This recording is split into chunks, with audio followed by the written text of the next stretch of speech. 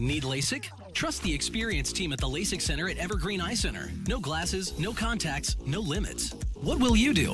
LASIK at evergreen.com. Moving 92.5. Brooke and Jubal's second date update.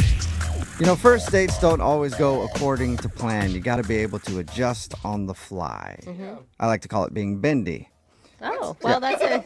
I'm very bendy on dates. I can adjust however you need me. I will say also impressive. So Thank cool. you. And yeah. Krista is on the phone, and apparently her first date didn't go completely according to plan, but she said she still had a good time. Krista, what happened?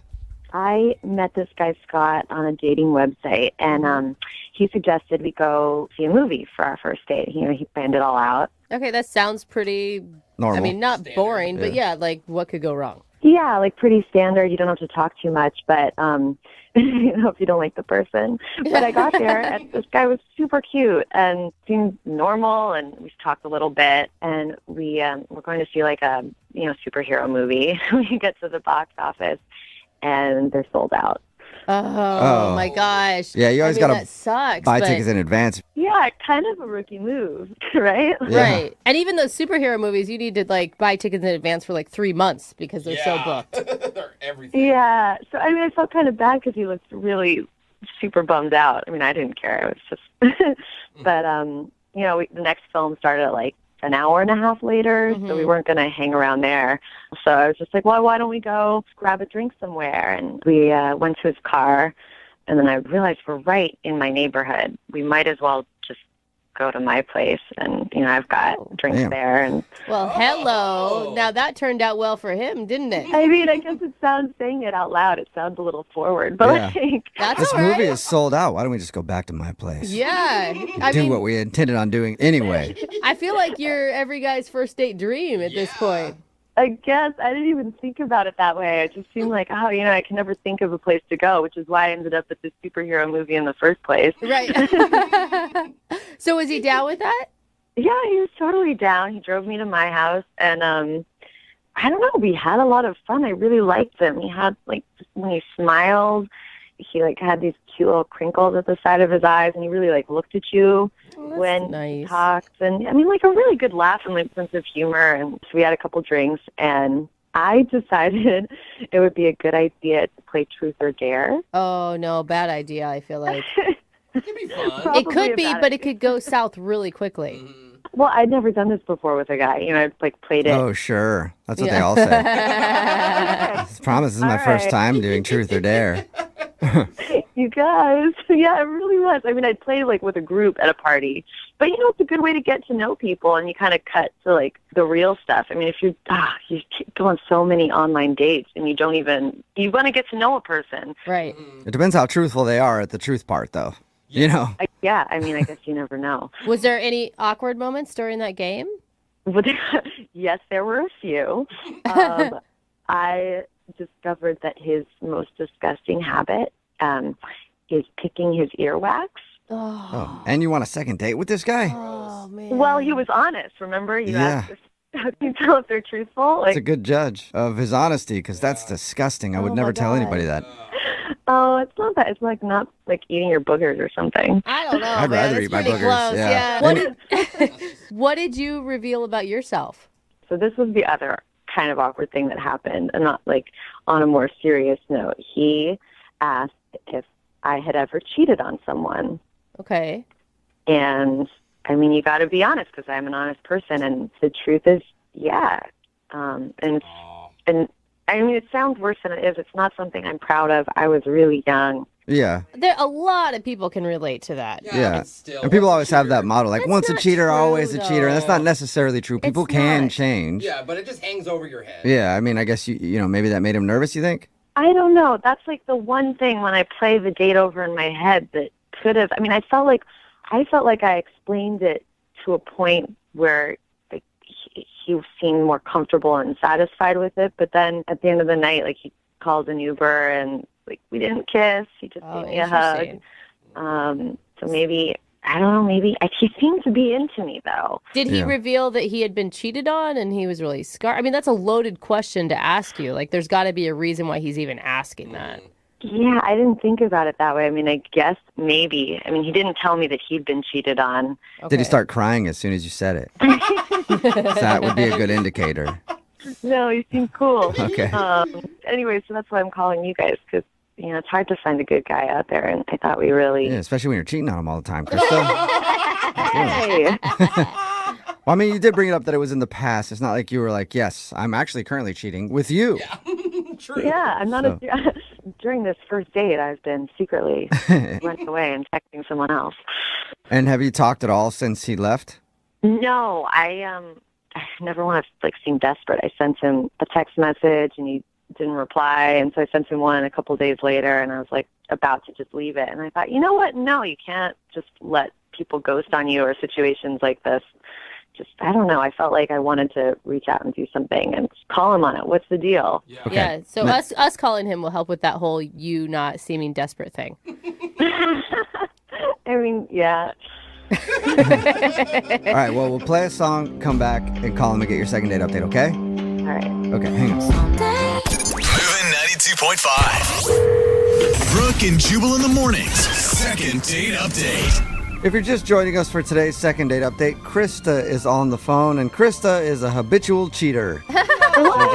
She's Loves not. it. Can't get enough of cheating. Right, Krista? Yes, right. No. No, if you missed the first part of the second date update, we talked to Krista about a dude she met. His name is Scott. They met online and they were going to go to a movie, but the movie was sold out. So they went back to her place and actually played Truth or Dare. She thinks the reason he might not be calling her back is because during that game, she did reveal that she had cheated one time way in her past. Yeah. Really young. So it could have scared him off. We don't know. They did end the date where he called an Uber, she got a hug, and he left, and she hasn't heard a word since. So we're about to get him on the phone and see what happened and find out if we can get Krista another date. Are you about ready, Krista? I'm ready. Thanks, guys. Do you regret being honest about the cheating thing in your past?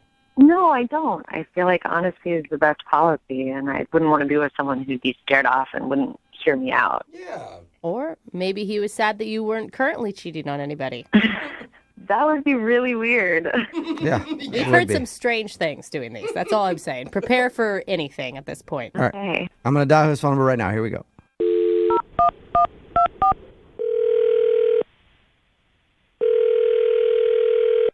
Hello. Hey, is this Scott? Yes, it is. Who's this? Scott, how are you, man? This is Jubal from Brooke and Jubal in the Morning, the radio show. Hi. Hi. How's it going? Not too bad. How are you? Okay. Can I help you? Well, I don't even think you can help me. That's a loaded question when it comes to me, but there is somebody who you might be able to help out. We actually got an email about you from one of our listeners. What? Yeah, we do a segment on our show called the Second Date Update. That's where if you go out on a date with somebody and then end up not calling them back after, they can email us to get you on the phone and find out what happened. And we got an email from a woman named Krista, and you should remember going out with her because you guys play Truth or Dare, and unless you're playing Truth or Dare all over the place all the time, then I'm assuming you probably remember her. Yeah, no, that was the first and last time I played Truth or Dare. Oh my God, you regret Okay. it. You do regret playing that game on a first date. I mean, look, Krista seems like a really nice person. I sort of messed things up initially because I suggested a movie, and I don't know. I wasn't thinking. I didn't buy tickets ahead of time. Yeah, she told us all that. Oh, And then okay. she told us about how you guys were hanging out and playing Truth or Dare. So she thinks that maybe you might have been embarrassed because she revealed that she had cheated on a partner in the past. That's what she really thinks. No. That was not the issue. Like, I kind of actually appreciated that she was, just being upfront about it, and she said that it happened, 10 years ago or something. So I'm not judging her for that. She felt like your whole mood changed when she revealed that she had cheated on someone. No, my whole mood changed 5 minutes later when her mom walked in, and I was like, What? What is going on? Wait, hold Weird. up. Did she live with her mom and she didn't tell you or something? Yeah, what's going on? Yeah, Sort of reaction. If I was hanging out at some chick's house playing Truth or Dare and then her mom walked in, I might be like, whoa, this is about to get really interesting. Or it would be weird for me, I don't know. What kind of dares are you coming up with, lady? Yeah, and honestly, it just kept getting weirder where, suddenly her mom's playing Truth or Dare. No. And Wait, so, hold up. She didn't tell us any of this. So her mom started playing Truth or Dare with you guys on your first date. Yeah, we're like sitting cross-legged in a circle on the rug, and like suddenly it's like, how old am I? What's happening? And she seems to have no like lights on. It just seems as if all of this is totally normal. Wait. Was her mom cool? Was she cool? I mean, like after you got over the initial shock, was she a cool person to hang out with?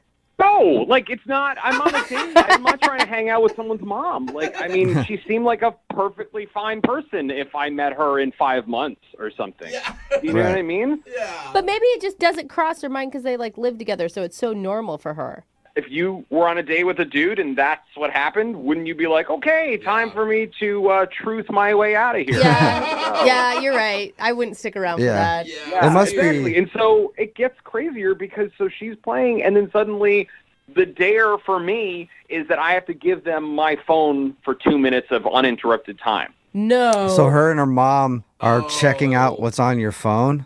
Which, like, honestly, to be completely honest, like, I don't really have anything on there that I'm, like, that concerned with. Like, I'm not taking pictures of things I shouldn't be taking pictures of. Hey, that is your body. You can take pictures of it if you want. Hey, I'm with Jubal on that one. No, wait, did you give them your phone? Yes. We were already in it. I was just, like, I sort of felt like, I mean, honestly, this was, like, peer pressure. I felt like I was in, like, I don't know, middle school again or something. It was crazy. What did they do for 2 minutes with your phone? I don't know. I mean, really, they like looked through things, were mostly bored, except I'm getting texts from some number that I don't have being like, let's hang out. And it's like, oh, it's Debbie, Krista's mom. Wait, Wait, her what? mom is texting you to hang out? Yeah. What is going Wait, on? Like, I assume that she must have either like, I don't know if she like memorized my number when they had my phone or what, but I'm like really actually very creeped out by all of this. And you have no interest in going out with her mom, huh? No. I mean, nothing Weird. against her mom. It's just like, this isn't how I like meet people. Mind Okay. blown, Jubal. You're an interesting guy, Scott. And the mom is like hitting on you. You don't think that she just doesn't understand how friends work? No, like she kept saying that I had nice arms or something, which was like, Wow. okay. Yeah, she's hitting on you. Yeah, she's definitely Appropriate. hitting on you. Oh, man. Hey, Scott, Yeah. I forgot to mention that Krista is on the phone and wants to talk to you. What? Yeah. Krista, you still there? Or is your mom there? Either one? No, just me. I'm here. How do you leave out that information? It didn't seem like pertinent information to me. She was there for 5 minutes and then he left. Also, I don't believe my mom would be texting you. But even if it was, it's not that crazy. She's a mama bear. She's protective. Wait, whoa. I mean, Okay, hold on. I mean, guys, do you see why this is problematic for me? I still don't get it, but. Oh, you I don't mean, get it, Jubal, yeah. I mean, I feel like you just don't have a good relationship with your parents. I mean, if you, she's No. Look, I'm not saying that I'm perfect. I'm not saying my relationship with my parents is perfect. I'm just saying that I was definitely freaked out by the whole, like, playing truth or dare, and then, like, getting the texts put me over the edge. Like, I think you really need to have a conversation with your mom, and I'm just not trying to get in between any of this. you're not trying to get in between her and her mom? Why not? I'm not. Yeah, good luck Dude, with you're that. not making this any easier, okay? I'm Dude. just saying, like, honestly, Mama Bear aside, like, that's not cool. Okay, you said something about her commenting on your arms. What was that about? What did she say? She just kept saying, like, oh, you have nice arms. Do you work out? Well, I mean, God, I guess that is a little weird. Yeah, that Oh my doesn't God, sound like Krista. somebody who's protective. How are you not freaking out about this? If my mom did this to me, I would be irate and embarrassed and all of the things. I don't know. She's a fun lady. I mean, that's when she came home and, like, you know, Really she's fun. walking in at 11:30 to our house that we share. I'm not going to say, like, oh, I'm on a date, leave. Yeah, but I would also say to my date, oh, shoot, my mom's home. Maybe we call it a night, not continue to play truth or dare Yeah. with him. Go to your place. Well, one round. I don't know. Yeah, one round was damage enough. I guess so. Really, I'm just trying to check in with you here, Krista. Like, are you hearing what I'm saying is happening? Your mom is texting me behind your back. Okay, and yeah, I'm complimenting hearing you me loud and clear. physically. You're being very clear. I understand. The texting that you say she's doing behind my back, I'm going to be talking to her about that, believe me, because that is crossing Can I the ask line. you a question? Has this ever happened before? Like, Am I the first person who's been in this situation with you? Okay. To be honest, I've played a couple rounds of Truth or Dare with my mom, with other guys before, but Oh my God. knowledge, Weird. this is the first time that she has ever texted someone afterwards. Scott, that means you're special. He's a catch. Yeah. Actually, it means I'm like totally not special. Like, did you? All right, I really need to know this now. Were you setting us up to play Truth or Dare with your mom? Oh my gosh. Oh. What? No, that is crazy talk. No, I live with my mom. We were playing Truth or Dare. She happened to come in. And how many times has that happened, though? I can hear you guys not believing me. Yeah. Because we don't. It's just a coincidence. Come on, Chris. You wouldn't date a guy who had his dad play Truth or Dare with you. If he was as fun as my mom is, then definitely it would be okay with me. Really? Okay. Well, maybe you guys just have different priorities. Yeah. Scott, I'm tapping out, guys. I'm just telling well, you, not yet, like, Scott. I got a question for you. Would you like to go out with Krista on a second date? We will pay for it. Ooh. Maybe we can buy you a Twister set for her and mom. Yeah. You would pay for it? Yeah. No, of course we're not going to go on a second Oh. date with her. What are you, Okay. crazy? You think this is a money issue? No. Thanks so much for the, no. I'm fine. I I'm don't good. I don't need to listen to this. Like, relationships are not a deposition. This is crazy.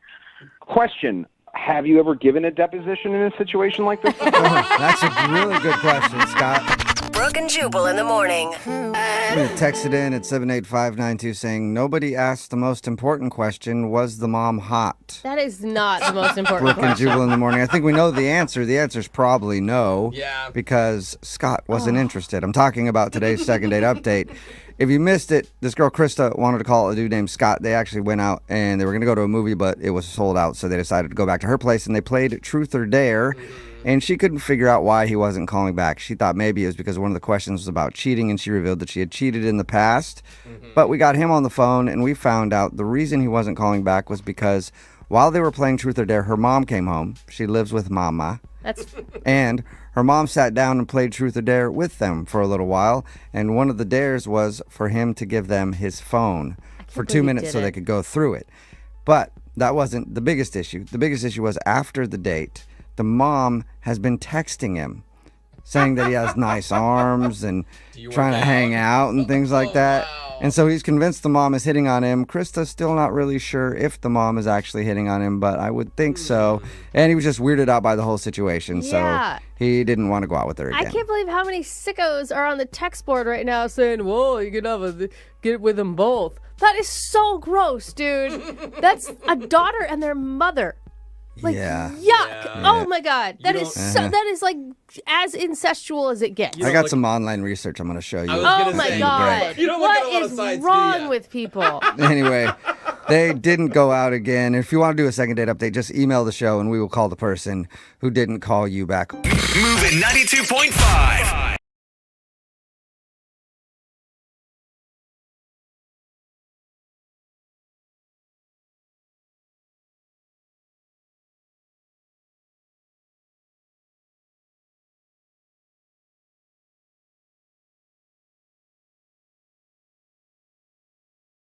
Lincoln South Food Hall in Bellevue. Fitness for foodies. From carb-loving meat eaters to vegan and everything in between, we've got you covered. Grab a quick lunch or come for happy hour. You'll leave craving more. Order online at lincolnsfh.com. Moving 92.5. Brooke and Jubal's second date update.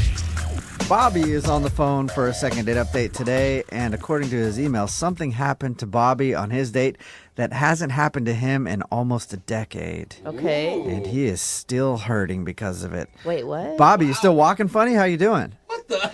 I don't know what you mean by that, but I mean, I felt better. Okay, all I know Yeah. is my mind is in places that we cannot discuss this during our radio show. It might be a lot more tame than what you're thinking. Okay. Before we get into what happened to your body, Bobby, let's talk about your date. What's her name? Her name is Shayna. Shayna. All right. And how did you meet Shayna? I met her through a friend at like this happy hour thing, and she was really cute, and she asked me out, which I thought was a pretty bold move. Oh, you know? that's nice. I feel like that's really refreshing and a move that more women should do. Totally. It kind of caught me off guard, but it was cool, you know. All right. And you so said yes, I yeah. assume. I absolutely said yes because I thought she was really cute. Awesome. And then things happened to your body. I feel like Puberty hit him right there. Yeah. Stop saying it that way. I mean, you're making it sound really dirty. Tell us about the date. I mean, I saw in your email what happened during your date, but, tell us a little bit about it. So we went on a date. We went to like a casual Italian place, and she was funny, I mean, she was funny in a good way, I mean, like I was really at ease with her, and we had a really fun time. It was very comfortable, and it didn't feel like a date. It felt like, I don't want to say I'd known her, but felt really comfortable with her. Yeah, those are good things. So we went in. We both ordered the same thing. Cute. On purpose? Well, it wasn't like a planned thing, but it happened. But I got the wrong dish. So I'm a vegetarian, okay? And we both got lasagna, okay? So I got her lasagna, and I freaked out a little bit. Oh, you got hers with the meat in it. Are you one of those vegetarians that's going to throw a fit in the middle of the restaurant because they forgot? Well, actually, I am that vegetarian. I mean, so I mean, this is what happened, right? The waiter mixed it up. I had hers, she had mine. It was kind of an odd thing, but it's been years since I put any meat in my mouth, my body. Yeah. Okay, boys. Yeah, that's what I'm saying. Put a little meat in your mouth. You haven't done it in years. It can wreak havoc. And then your body goes and changes. It rejects that. Oh, man. But, I mean, how long did it take you to figure out that there was meat in there? Like one bite, right? No, I was in it a little bit. I wasn't thinking because we were talking, like. Okay. So for someone who hasn't eaten meat in a long time, that's got to freak you out a little bit. It freaks out my body, man. Like, I got loud. I pushed the table. I wasn't swearing. No. I wasn't, like, swearing at the waiter or anything. It's like you turned into an animal by eating an animal. Pretty much. I just really was upset at the situation, and she must have been scared, right? So I had to go to the restroom. I mean, I puked it up, but I didn't tell her I puked it up. But So wait, why are you a vegetarian? Because that's extreme. Well, it just doesn't really work with my body well. Like, and being away from it for so long, your body gets accustomed to not having any meat, Okay. Is it just the health reasons? Did you explain to her what was going on, or did you just... That's a good question. Like, throw the table back and then go start puking in the bathroom? Well, I explained to her, and she obviously understood. But here I am on this date with this great girl, and I'm going to go to the bathroom and puke, like, it's kind of like...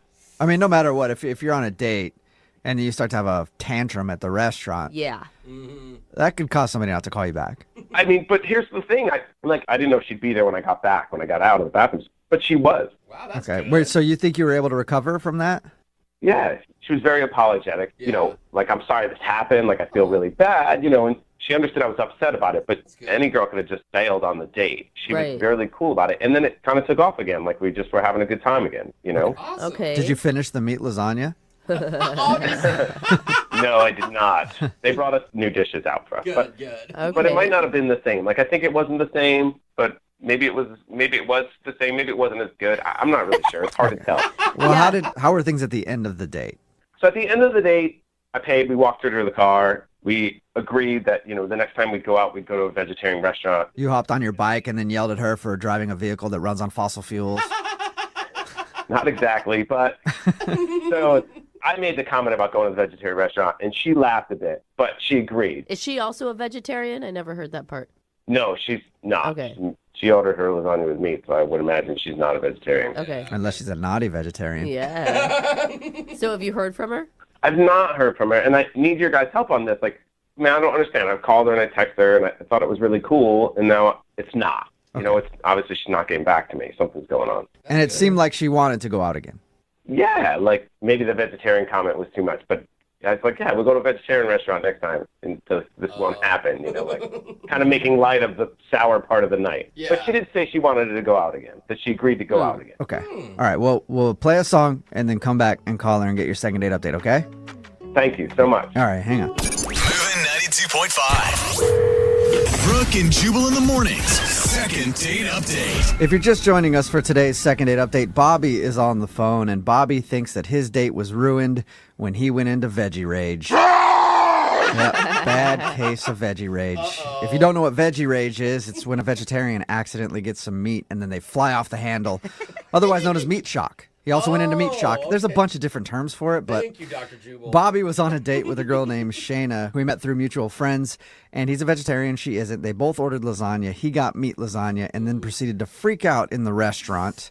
And then he went to puke out the meat and came back to the table. He says that he thinks he recovered, but he thinks the fact that he got so upset because he was accidentally given some meat is the reason that he's not getting a call back. And we're about to call her and find out why. All right, Bobby, are you ready? Yes. Or did me just telling that story send you into meat shock again? Yeah, right? Come on. Well, Bobby, I mean, we sounds like gotta you're upset. know. Yep, there it is. Meat shock. Was this an isolated incident, or is this something where you have a problem controlling your emotions? I mean, I don't think I have a problem controlling my emotions. It's just not cool that happened. It's not. Right. Well, if you All I haven't hear had is meat, you said yeah. almost 10 years since you haven't had meat. So I can understand being in the moment and getting a little angry. That's But huge. we'll find out if that is the reason that she's not calling back. Are you ready? I'm totally ready. Okay, I'm dialing her number now. Here we go.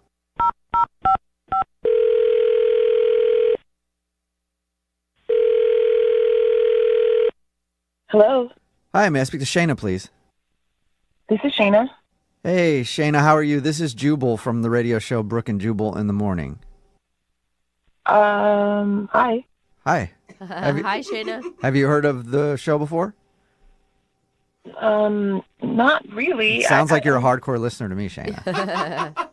Sorry. Are you sure you're calling the right Shayna? I think I am. Is this a Shayna that went on a date with a dude named Bobby recently? Oh gosh. Whoa. Yeah, this is Shayna. Why are you asking about Bobby? Well, because we do a segment on our show called the Second Date Update. That's where if you go out on a date with somebody and end up not calling them back after, they can email us to get you on the phone and ask what happened. And Bobby emailed us because he told us about your date, and he said that he would love to see you again, but you're not answering any of his phone calls or text messages. There's more to the story than that. Yeah, we did talk to him, and he told us about how he's a vegetarian, and they accidentally switched up your lasagnas, and he ate the meat lasagna instead and then got a little angry at the restaurant. He also figures that's the reason that you don't want to go out with him again, but he also said at the end of the date that you said you wanted to. He said he got a little angry at the restaurant. Well, he said. I will say, like, it sounded like he got really angry from his description. Like, he pushed the table, Yeah. he yelled. Yeah. All of that and more. Oh. I mean, I don't know what it's like to be a vegetarian or whatever, and so I wasn't inside of his body. All I could tell you is what I saw sitting at the table. I mean, Yeah. he like leapt up, pushed the table away, is like spitting everywhere. So he's like Whoa. yelling in the restaurant. It was like, have you all seen a rabid animal before? Oh, rabid animal? Yeah, he was foaming at the mouth. Oh. Like he was possessed with beef lasagna. So he said that it was bad, but it sounds like it was even worse than what he was describing. I don't know. I would be embarrassed if I behaved that way.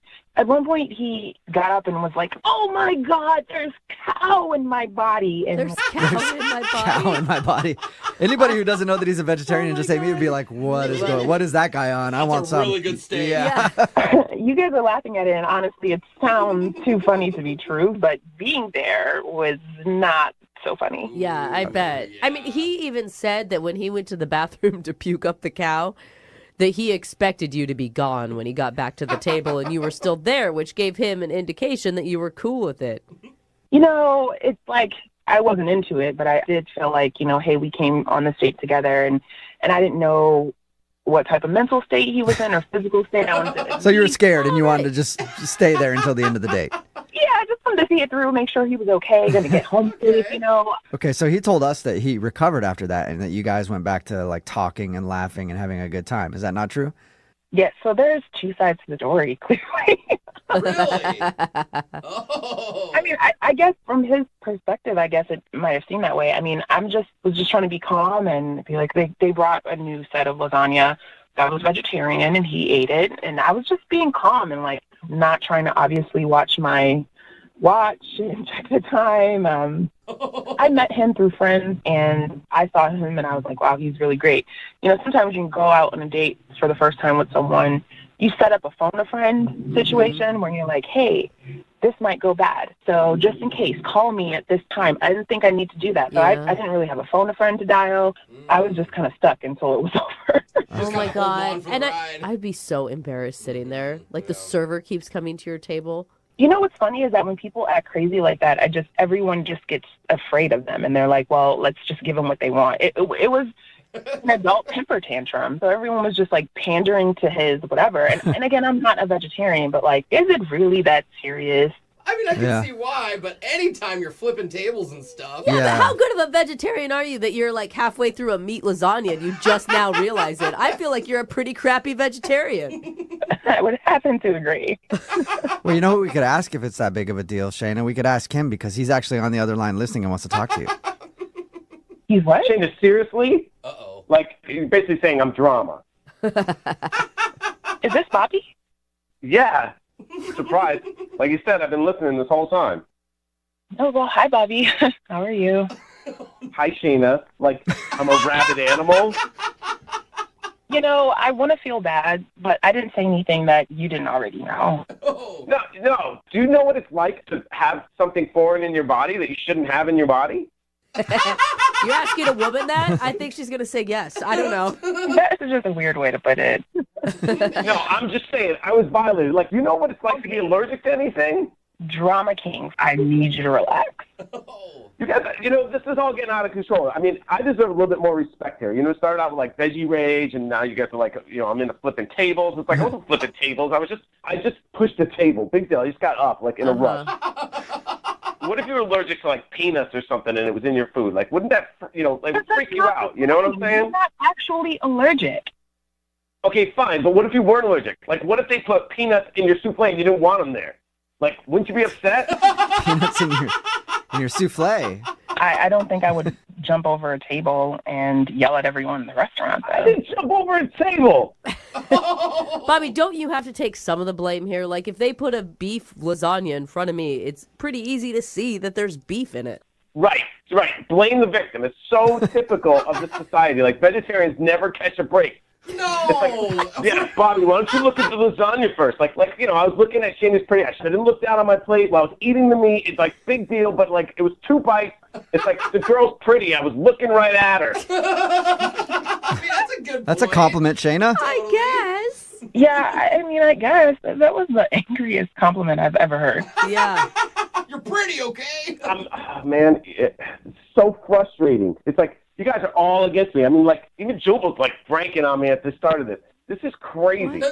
I mean, I'm sorry that you're going through all of this. It's just all too much for me. I don't think our personalities or dietary needs match up very well. Come on, Shannon. I mean, I know there's a lot of drama here, and I know, but you said at the end of the day that you still wanted to go out. Like, you said that. Yeah, Shayna, that's a good question. Would you like to go out with Bobby on a my second date? We will pay for it. I'm gonna go with no. Yeah. Are you kidding me? Really? You said you wanted to go out again. Oh, my gosh. Yeah, I don't know what I was saying. I was just thinking how to, end the date, honestly. Oh. I can't believe you lied to me. You lied to me. Don't lie to a vegetarian. What? If there's one thing vegetarians like, it's vegetables and the truth, I guess. That's fine. You guys just keep laughing. Just keep laughing at me. I'm over it. I'm going to leave. Well, Okay. all right, Bobby. I guess Shayna, he's gone. He's mad. I'm sorry that you missed out on that opportunity, Shayna, for a second date with him. Yeah, I really think it's the one that got away. I think so. Brooke and Jubal in the morning. Text in at 78592. It says, vegetarians are always so angry. Talking about today's second date update. If you missed it, Bobby wasn't getting a call back from Shayna, and he knew he wasn't getting a call back because he got kind of upset at a restaurant. He was served meat lasagna, and he's a vegetarian. I guess he threw up and then got upset at the restaurant. He admitted that, but when we got her on the phone, she told us that his tantrum was much worse than just a tiny little freak out because he's a vegetarian and he was served meat lasagna. He started cursing at the staff and throwing furniture around the restaurant. Yikes. And he said she didn't understand because he's been a vegetarian for so long and they violated him. They put something in his body that he didn't want there. Yeah. Foreign. Yeah, and basically she thought he was overreacting and was very immature and just a very angry vegetarian. My favorite text that we've got in so far is making fun of someone for not eating animals is the worst things I've heard on this show. Keep eating your animals. It shows. I've seen Brooke's body. Yeah. You're no vegetarian. Excuse me, that is 2 children and copious amounts of alcohol. That has nothing to do with meat. No second date for them. Remember, if you want to do a second date update, all you have to do is email the show and we will call the person.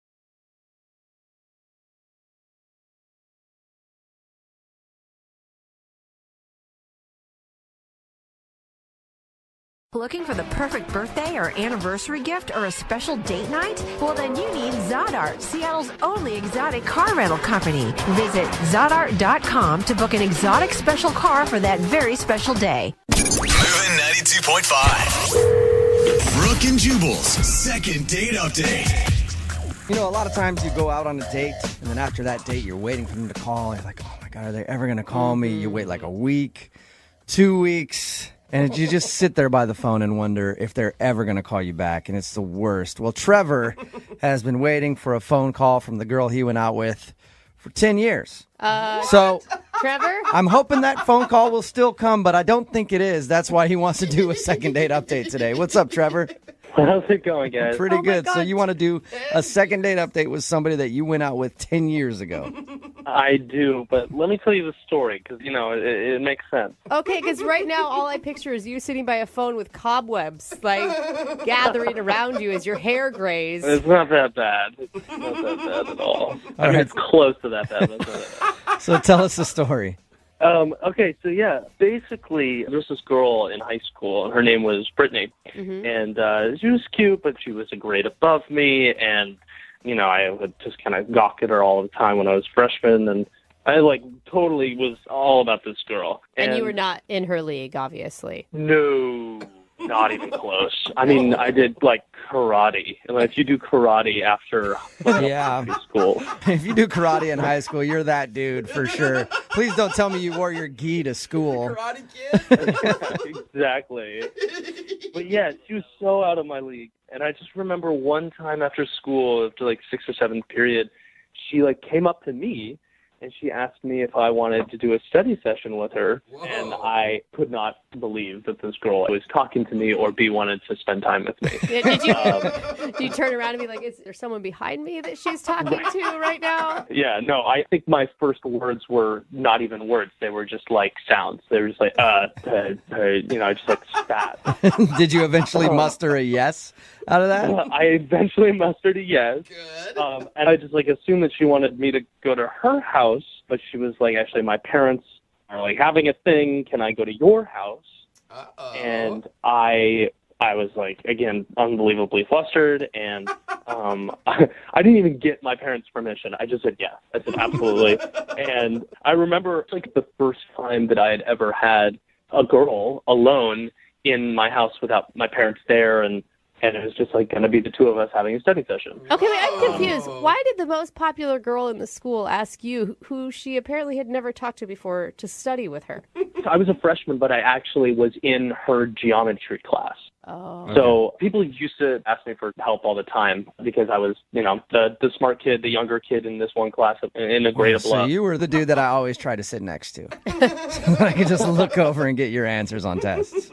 Right, but just during the test you want to sit next to me, not for the rest of the class. Other than that, I did not want to know you at all. But I do want to say, though, that I'm a better person now. I'm cooler now than I was. So she came over to your house, and then what? So she came over to my house, and I remember it like it was yesterday because I was sitting in our living room. I felt like it was pretty awkward, but it was kind of going along pretty well. And I was quizzing her on some stuff, and then just time went by so quickly. And I remember before I knew it, I was like, oh my God, she has to leave now or pretty soon. And so I panicked. I went into the other room and I called my mom and I asked her, what do I do? You called your mom to help you make a move on a girl that was at your house. I didn't know what else to do. And you know what she said? I remember she told me that I needed to make a veggie plate for her to make her feel more comfortable. That's mom's go-to move, is making a veggie plate? Trevor, no girl can resist a veggie plate. I remember that's how your father got me. Oh my God, Trevor, you didn't do that, right? Of course I did. Oh, wow. Absolutely. I went into the refrigerator. I took out the celery and the carrots and pickles. Oh, and pickles, nice, interesting. Pickles don't belong on a veggie plate.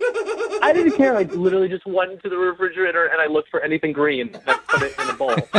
Was she impressed by your veggie plate?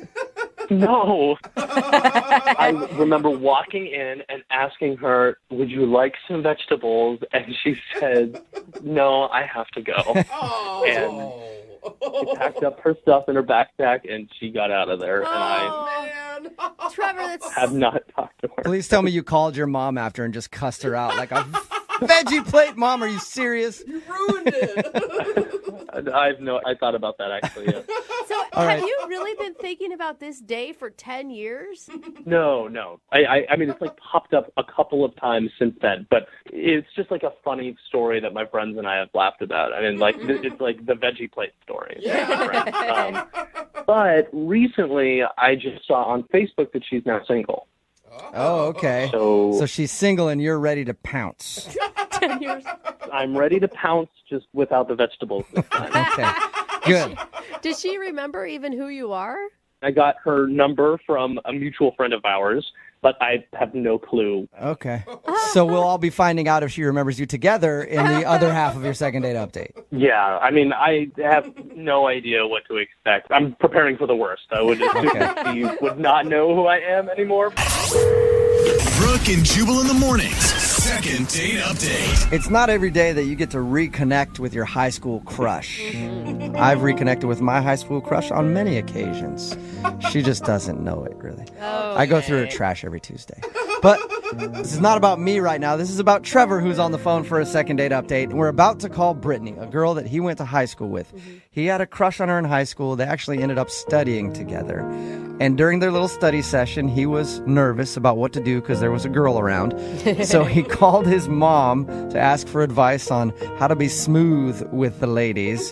His mom told him to make a veggie plate. Oh, Mom. So he made a veggie plate and came out, and she said, "No, thank you. I have to go." And they haven't really ever talked since. But recently, he saw her on Facebook, and she's single now. So he wants to try to rekindle their love, if you can even call it that, with a second date update. Trevor, this will be the first that she's hearing about you since that day? Yeah, that's correct. And you guys didn't hang out again after your one study session while you were in high school? No, we didn't even talk. Oh, my God. Okay, so nothing. So this is going to be completely out of the blue for her. Yeah, I have no idea if she'll even remember me. Perfect. Can I ask you, was she a stereotypical hot girl in high school where she was a jerk, or was she actually really nice? I think she was pretty nice. She was well-liked. I think that's why she was popular. Yeah, other than turning down a veggie plate. Yeah, who All right. does that? Yeah. I'm going to dial her phone number right now, okay? Sounds good. Okay, here we go.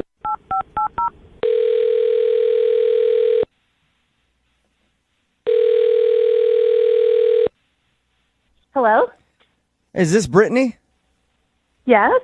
Hi, Brittany. How are you? This is Jubal from Brooke and Jubal in the Morning. Are you serious? I am serious. Oh, my God. Okay. Hi. Hi, what's going on? Hi, Brittany. Not much. What are you all doing? We're just hanging out, figured we'd give you a call and check in and see how your day's going. Okay. Why are you calling me? It's a great question. Well, I want to talk to you about something for a second. It's something you might not even remember. Okay. It happened back when you were in high school. Oh, gosh. Is this for real, or is this a prank? No, this is not a prank. This is for real. Okay, this is a little different, but okay. So there was a dude named Trevor that you went to high school with. Do you remember a guy named Trevor? Trevor? In my class? Yeah, let me see if I can jog your memory a little bit, okay? So you guys went to high school together. I guess he was in one of your classes. And one day you guys studied together. Okay. That still could be a lot of people. Well, I'm thinking you might remember studying with this guy. He was a freshman and you were a sophomore. Okay. And I guess you guys had geometry together. Okay. And one day after school, you went over to his house to study. Okay. Okay, nothing yet? There. Remembering Trevor? No, not really. Okay. Well, the only other way that I think I could get you to remember him is he tried to impress you with a veggie tray. Oh, my gosh. Got it just So rang you a remember bell. you remember the veggie tray? I do remember that. Oh, That was the karate guy. The karate veggie tray guy, yeah. So, and Trevor actually emailed us God. because he wanted us to get a hold of you because he had a way. huge crush on you in high school, and I guess still Aw. kind of has a crush on you and saw you on Facebook the other day and wanted to see if you'd go out with him. Yeah. Oh my God, are you for real? I am 100% serious, yeah. He told us the whole story about how you asked him to study, and it was like, seriously, the most memorable moment of all of his high school career. Oh, God. Oh, my God, that's so weird. Were you interested in Trevor in high school, or was that just a study session for you? I just needed to pass geometry, and he was the smart guy. There's no doubt. He was a smart kid. Was it obvious that he liked you, though? I don't know. I mean, he was younger, so you know how it is. Like the younger guys, look up to the older girls. Right. And as a sophomore, you don't want to date a freshman. I mean, come on. Yeah, this whole thing was so long ago. I kind of remember that afternoon. It would be hard to forget with the veggie tray. But, it didn't get like totally weird until the next day when his mom called me. Wait. His mom called you? Yeah. Oh, my God. I've never told anybody about this. Yes. His mom called me, and she told me that Trevor had been like really, really upset and crying in his room. Oh, man. Oh, my gosh. And was just all devastated. And she wanted me to make sure that I knew that like he was a really good kid and that the veggie tray was her idea. Oh, my gosh. So she actually called you to let you know the veggie tray thing was hers. Yes. She said she was just trying to help her son on his first date. Oh, my God. I am mortified for him. Oh, my God. I was like dying because I'm like, this was not a date. And I'm trying to explain to her. It's like, I need help with geometry. That's it. That's all. So you're like, we were actually just studying. That's all I wanted to go over there and do was study. Yeah. Oh, gosh, it was crazy. And she went on and on about how all he wanted to do was kiss me, and she was trying to help him, but she didn't know how it worked these days. And so, she was so apologetic about the vegetables. I'm like, it wasn't about the vegetables. Were you just stunned on God. the other end of the phone? I wouldn't even know what to say. Dude, I'm embarrassed. As a kid, it's so nerve-wracking, like when an adult to call you in the first place. Right. But the end of the conversation, she was trying so hard. I mean, I guess it was kind of sweet that she offered to drive us to the movies if we wanted to have a date. And I was just like, no, thank you. Goodbye.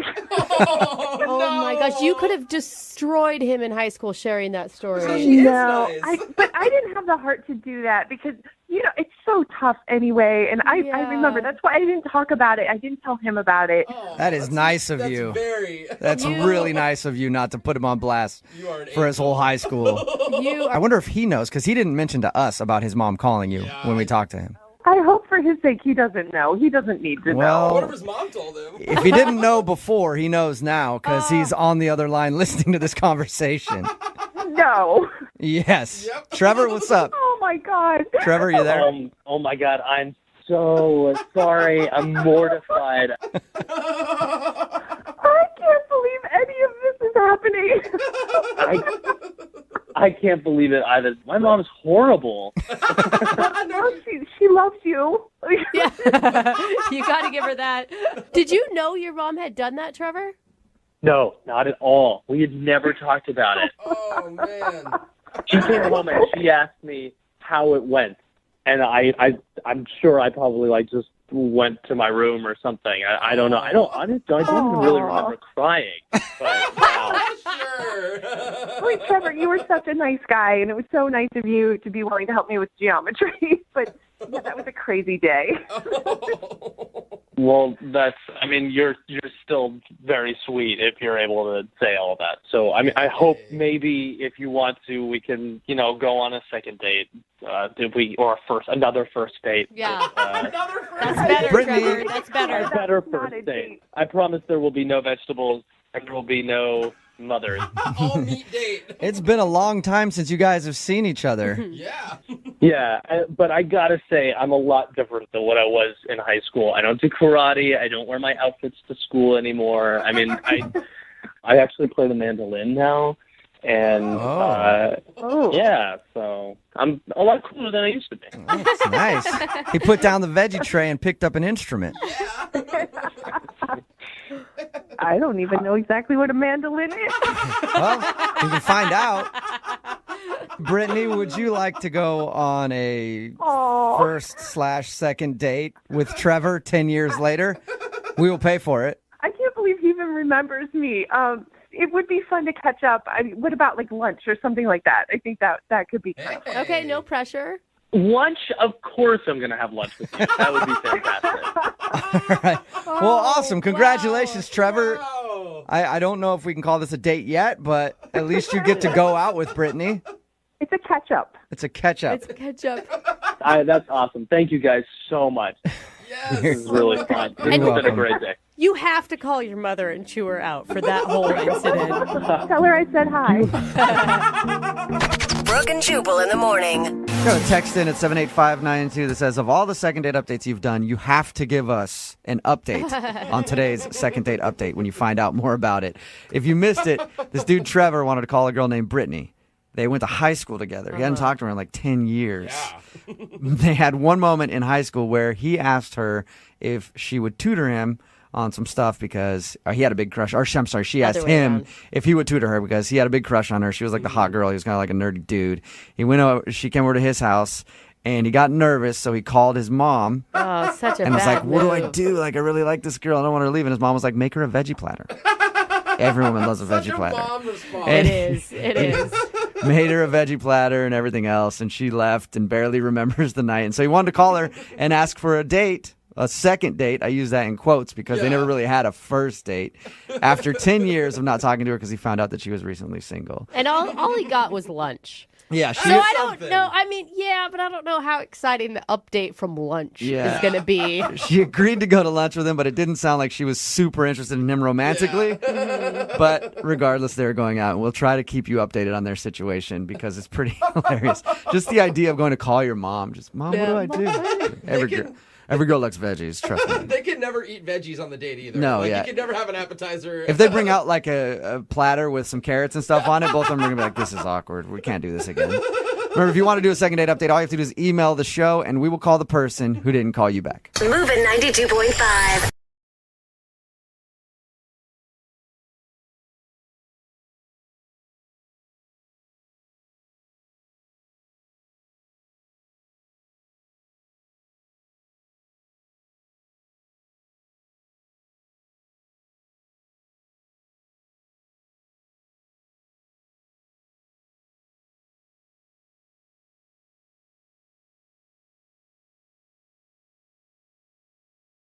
Moving 92.5. Brooke and Jubal's second date update. Girls have two tricks that they like to use after a one-night stand. They either do the old leave behind. That's what I call it, where like leave an article of clothing or something at the guy's house, hoping that he'll call you, be like, hey, you left your bra here. You want to come get it? By the way, if you've ever done a leave behind with me, whatever you've left has gotten thrown directly in the trash. Or their other trick that they use is a takeaway. It's either a leave behind or a takeaway, where they take like a sweatshirt or a hat or some sunglasses or something, hoping that the guy will call them to get it back. Yeah, I've missed a couple sweatshirts actually. Well, today's second dater, Katie, is on the phone. She took something from the guy that she wants us to call today, but he still hasn't called to get it back, and she's confused why. Katie, how are you? I'm great. How are you guys? Good. So you took something from a guy hoping he'd call you back, and he hasn't called you, huh? Yeah, basically. Have you used this trick before and it's worked? I haven't, but a girlfriend of mine says that she does it a lot, and that it's like harmless, and it's a good excuse to have the guy call you in case I don't know. It depends what you took, okay? Because something very small, he might not call. He might not even notice it's gone. You take the guy's car, he's getting in contact with you. What did you take from the guy that you so you guys had a one-night stand, right? Oh my gosh, I don't want to think of it as a one-night stand, Okay, but it's looking like it was a one-night stand. All right. So what did you take the morning after with you? I took just like a sweatshirt hoodie, but Okay. it was really cold out. All right. It really was freezing next day. Did you ask him, or did you just do it without him even knowing it?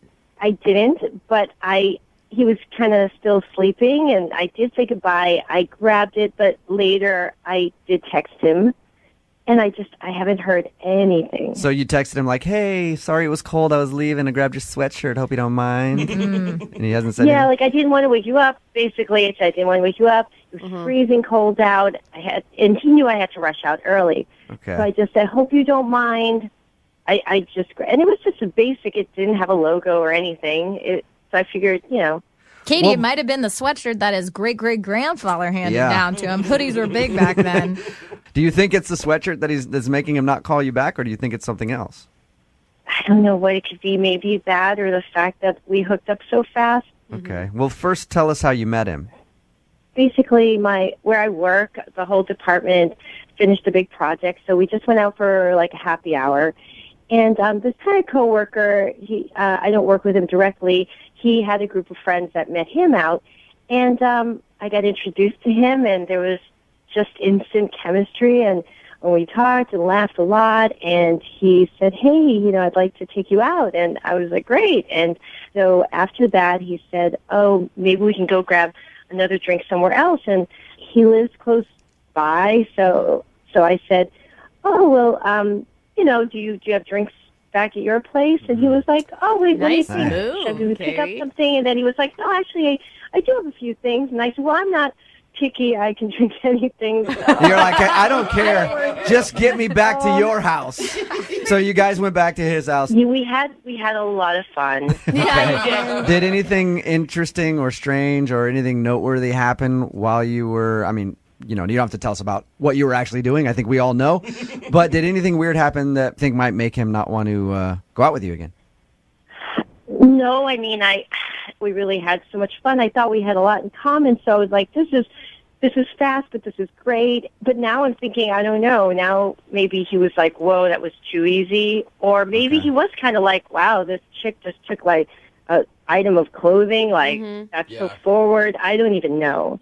So you said goodbye to him on your way out. Did he say anything to you? What is the last thing that he said to you? Just like, talk to you later. And he was like, okay. Because he was like still asleep. And when you texted him, what did you say? I just said, oh, I had a fun time, and I had to rush out, but it was really freezing cold. I hope you don't mind that I grabbed your hoodie on my way out, but I can get right back to you. And he hasn't said anything back to you after trying to text him and call him. You haven't got one word. Nothing. Nada.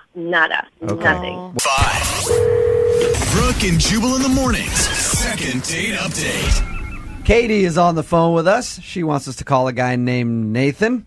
They went out, had fun at a bar, ended up going back to his place, hooking up. When she was leaving, she grabbed his sweatshirt on the way out, sort of a thing to take away from the scene so that he'll call her and be like, hey, can I get my sweatshirt back? You know that trick. Well, he hasn't called her, and she's wondering why. Katie? Hey. I don't really have any speculation for you on why the guy's not calling you back, but I do have a question for you. On a scale of 1 to 10, how was he in the bedroom? I want a second date, don't I? It's a good point. I guess, yeah. That is If a good point. if he was lousy, then you would be like, I don't care if I ever see that guy again. And good, at least I got the sweater The out of the hoodie, deal. yeah. I slept with this guy, and all I got was this lousy sweatshirt. Katie, well, let's make your phone call then. Yes. All right, here we go.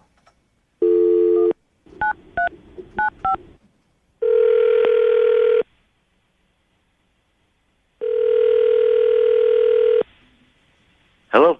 Hi, can I speak to Nathan, please? Yeah, this is him. Hey, Nathan, how are you? This is Jubal from Brooke and Jubal in the morning. I'm good. Okay. I don't know why you guys are calling me. Well, we do a segment on our show called the Second Date Update. It's where you go out on a date with one of our listeners, and if you end up blowing them off after your date, they email us to get you on the phone and ask why. So you recently went out with somebody who listens to our show, and they've been trying to get a hold of you. Oh, okay. Any idea who might be trying to track you down? I'll be honest with you, I don't. Is it Robin? Robin, no. It is not Robin. I'd love to hear about Robin. She sounds lovely, but no, it's not Robin, whoever that is. It's a girl named Katie. Okay, yes, I know Katie. Okay.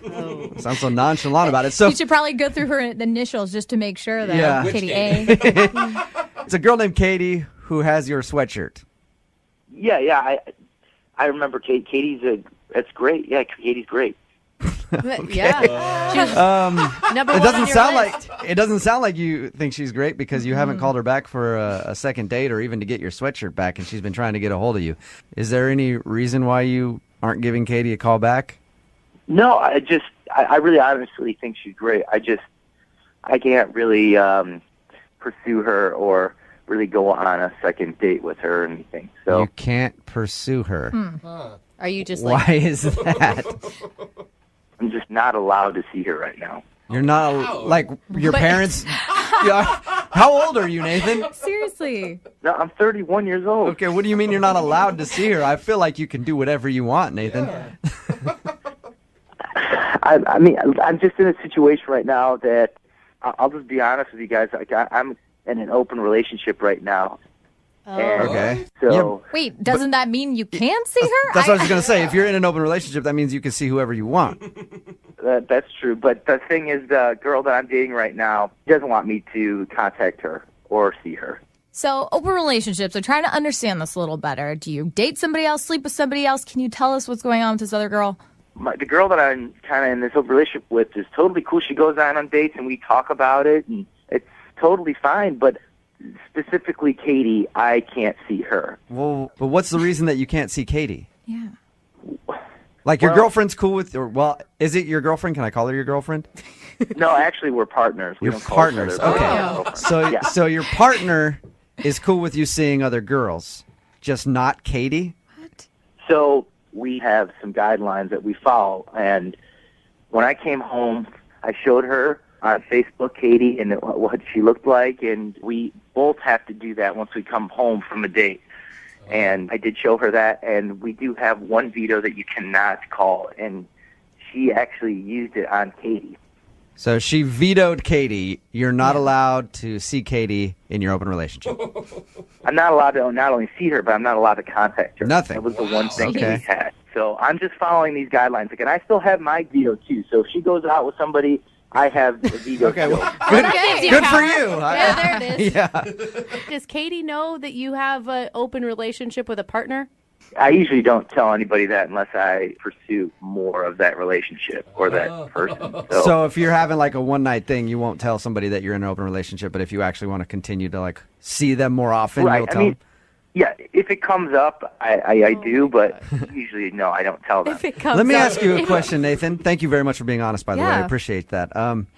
Is Katie hotter than your partner? I mean, they're both different types, but I definitely think Katie's beautiful. Do you think that your partner is threatened by Katie? Jealous? Probably a little bit. I bet you she's a little intimidated. Has she So- done this before? No, this is kind of the first time that I've ever had any type of block, and I've been in this open relationship now for about 5-6 months. So If I was Katie, I would be so weirded out at the thought of like some guy I slept with rating me on Facebook with the girl that he's a partner with. yeah, I mean, I understand, but again, like if I would have gone on a second date with her, I would have told her that. But for the time being, I'm not pursuing her right now.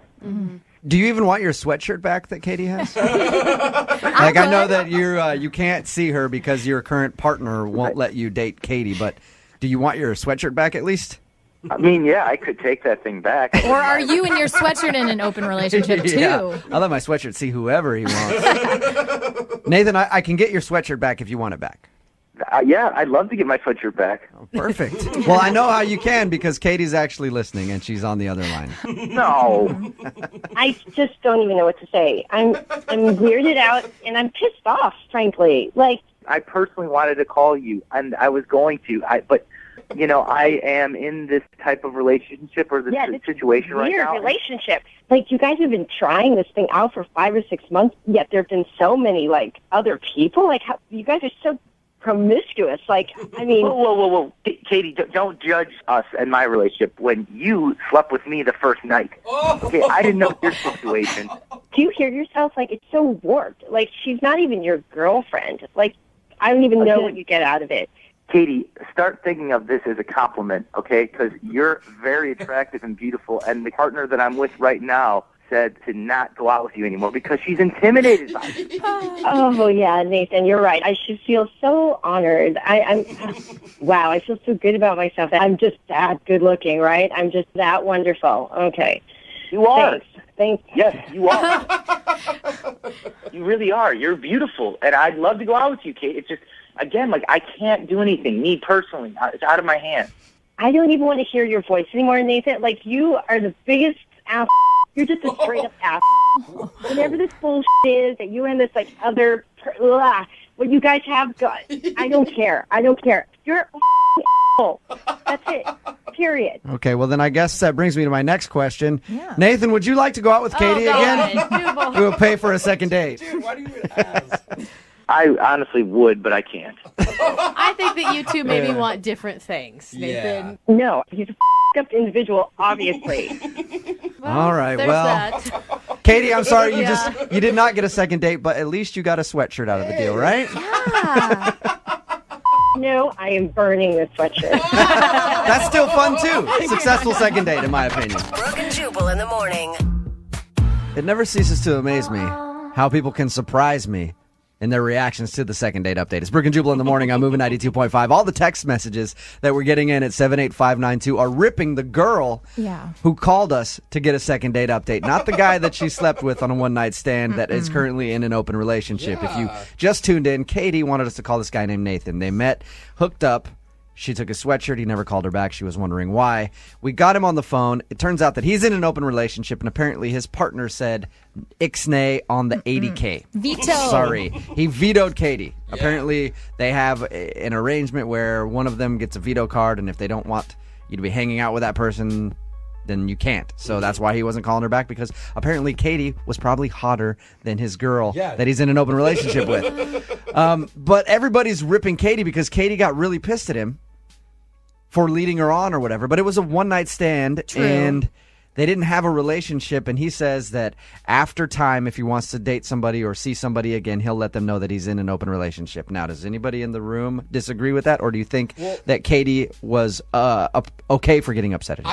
I think she was justified in being upset, because if I go on a date with a chick and I saw all of a sudden one date and I feel these huge sparks, I have chemistry, then she tells me the next day, by the way, I like you, but I have a boyfriend, I'd be like, well, what the...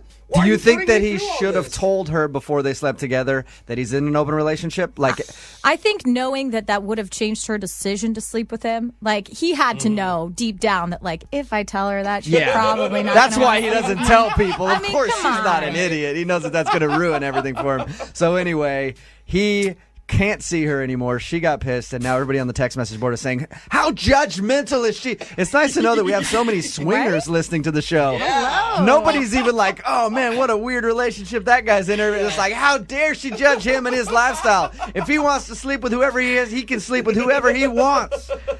Text us at 78592. I'm curious, are you in a relationship like that? I want to see how many people listening actually have a relationship like that. Apparently a lot, or at least a lot that wish they were. Seriously. Remember, if you want a second date update, all you have to do is email the show, brookandjubal at moving925.com. We will call the person who didn't call you back. Moving 92.5. Brooke and Jubal in the morning presents $1,000 Thanksgiving. $1,000 Thanksgiving. We want to thank you for making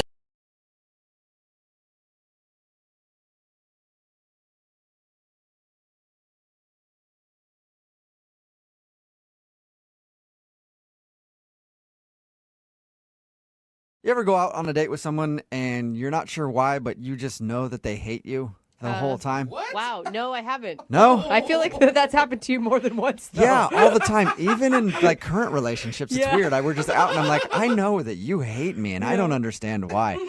Well, Vic is on the phone for a second date today, and he was in that situation. He went out with a girl that he met on Tinder, and he says it just seems like she didn't like him very much, but he liked her, and now he wants to call and try to get a second date. What's up, Vic?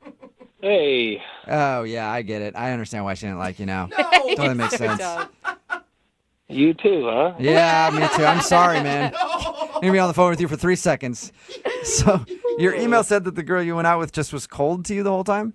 Frigid, I think would be the word I would use. Then why are you even calling us? Why would you want to go out with somebody that you didn't obviously connect with? Well, I really liked her, and I just have to know if whatever I did is something that I do on dates, and if it's going to plague me, for the rest of my life. I like how you're already blaming yourself for the whole thing. That's good. Has this happened to you before? Not exactly. I mean, I've dated online before, and either it goes well or it goes really poorly. Okay. So and there's no in between. Yeah, and this one sort of felt like an in-between. It didn't seem like we had no chemistry, it just didn't seem like she liked me. And was it the whole date that she didn't like you, or was there a turning point? I would say about 12 minutes in. Took you So the whole date. 12 minutes for her not to like you. Pinpoint. What did you guys do on your date? We decided to go rock climbing. Oh, that's ambitious. I assume you guys saw that you both were into that on Tinder? Well, she's got a lot of pictures of her doing, like really athletic stuff, like playing volleyball at the beach. And, she seemed like she probably played sports in college. And it seemed like a fun thing for us to do. I'd gone like once or twice before, and she'd never gone. And she said it sounded like fun. Yeah, sounds like an awesome date. Yeah, and so we went to the place, and they've got, they set you up, they give you a harness, and, teach you how to get hooked in and what to do. And we paid for 2 hours, thinking that, we'd be good and tired. Not knowing that 12 minutes in, she'd want it to be over. Exactly. And so I looked over at her at one point, and she just had this look on her face like she was doing the last thing in the world she wanted to be doing. Did it look, I mean, from the sounds of it, it looks like she wanted to push you off the fake rock wall that you were on. Yeah, she just didn't seem like she was having it. So I said to her, look, maybe this isn't our thing. Forget the 2 hours. Like, I know an oyster shack a few miles down the road. Let's go there, and we'll switch the date up a little bit. See, I feel like that is good self-awareness in a date. There you go. How did she respond? She was relieved, it seemed like, at first, and she said, you know what, I think that'd be a great idea. I'm not really feeling this. So we got to the oyster shack, and we ordered drinks, and this conversation would, kind of start and stop. We'd find a thread, talk for a minute or so, and then it would sort of die. And then it was kind of up to me to start the next thread of conversation.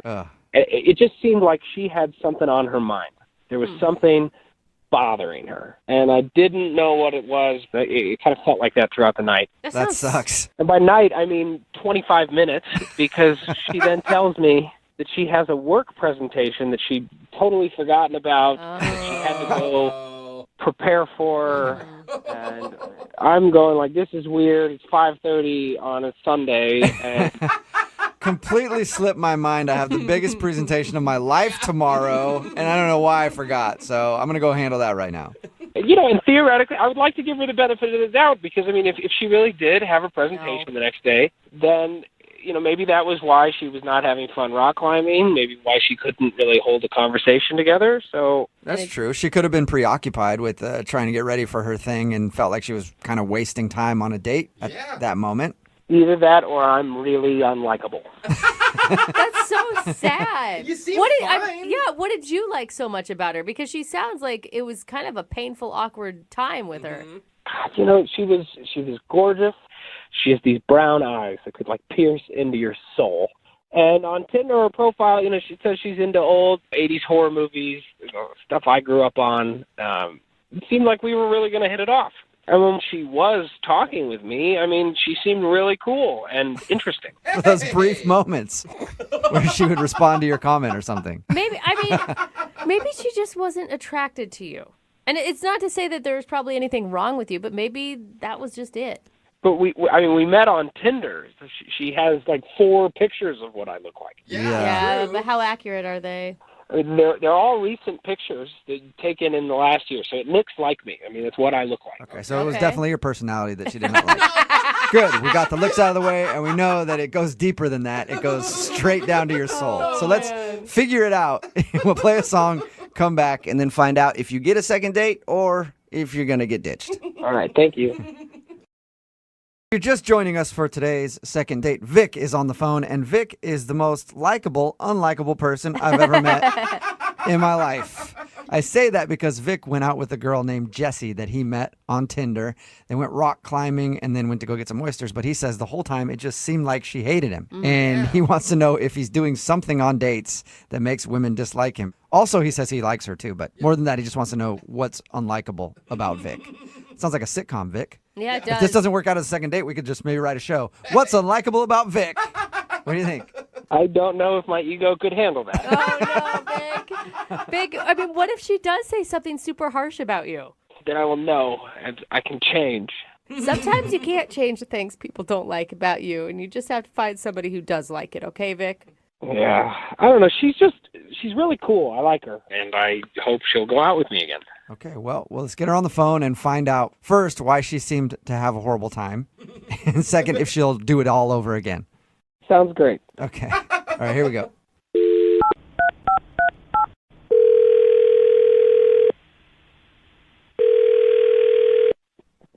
Hello? Can I speak to Jesse, please? Hi, speaking. Hey, Jesse, how are you? This is Jubal from Brooke and Jubal in the Morning. I'm sorry, I don't know who that is. We're a plumbing and contracting service. Just need to know if you need any work done in your neighborhood. That'd be so amazing. What are all those people in the background? Hi, Jesse. Yeah. Those are all people that work at Brooke and Jubal in the Morning, plumbing and contracting. Why are we in the morning? Do we only plumb in We the only do it in the morning. I'm sorry, I'm confused. I don't know what's going on. Brooke and Jubal in the Morning is a radio show. And we're calling you today because we actually got an email from one of our listeners who wanted us to call you. Okay. His name is Vic. Oh. All right. That actually sounded kind of positive. Okay, well, we do a segment on our show called The Second Date or Ditch. So Vic emailed us because he really liked you a lot and was hoping you guys would go out again. But since your date, you haven't talked to him. I don't think that's going to happen. You don't think going out with him again is going to happen? No. That's What is quick. it? So Vic says it seems like you had a horrible time the entire time on your date. Like there was just something about him that you didn't like. You know, it was a first date. It wasn't amazing, and it's not a big deal. But it's a big deal to him because he liked you a lot. Okay. So can you tell us, like, why didn't you like him? He said like 12 minutes into the date is when you started being cold towards him. Oh, he gave me 12 minutes? That's funny. No, it was way before that. Oh, wow. Wow. You didn't even like him for 12 whole minutes, huh? Okay. No. How could he make you upset right away? Well, for starters, he looked different than his pictures. Really? He said all of his pictures were taken within the last year and looked just like him. Oh, well, sure, but in his pictures, he was clean-shaven. Okay. Oh. Okay, so he showed up sporting a beard or something, and you don't like facial hair. No, I'd be fine with a beard. He didn't show up with a beard. What did he show up with? He had a Hitler mustache. What? Like a fake one that you get at a costume store? No, like a real one growing out of his face. Like he grew it on purpose. Was it like to try to be ironic and hipster? And... You know, I don't care if he's trying to be ironic. No one should have that. Yeah, I agree. Except for Michael Jordan. For some reason, Michael Jordan can wear a Hitler stash, Yeah, he and it's pulls it okay. off. He's the only person in America that can do it. But Vic... It helps if you're a multimillionaire basketball star, Yeah, though. Like, that's true.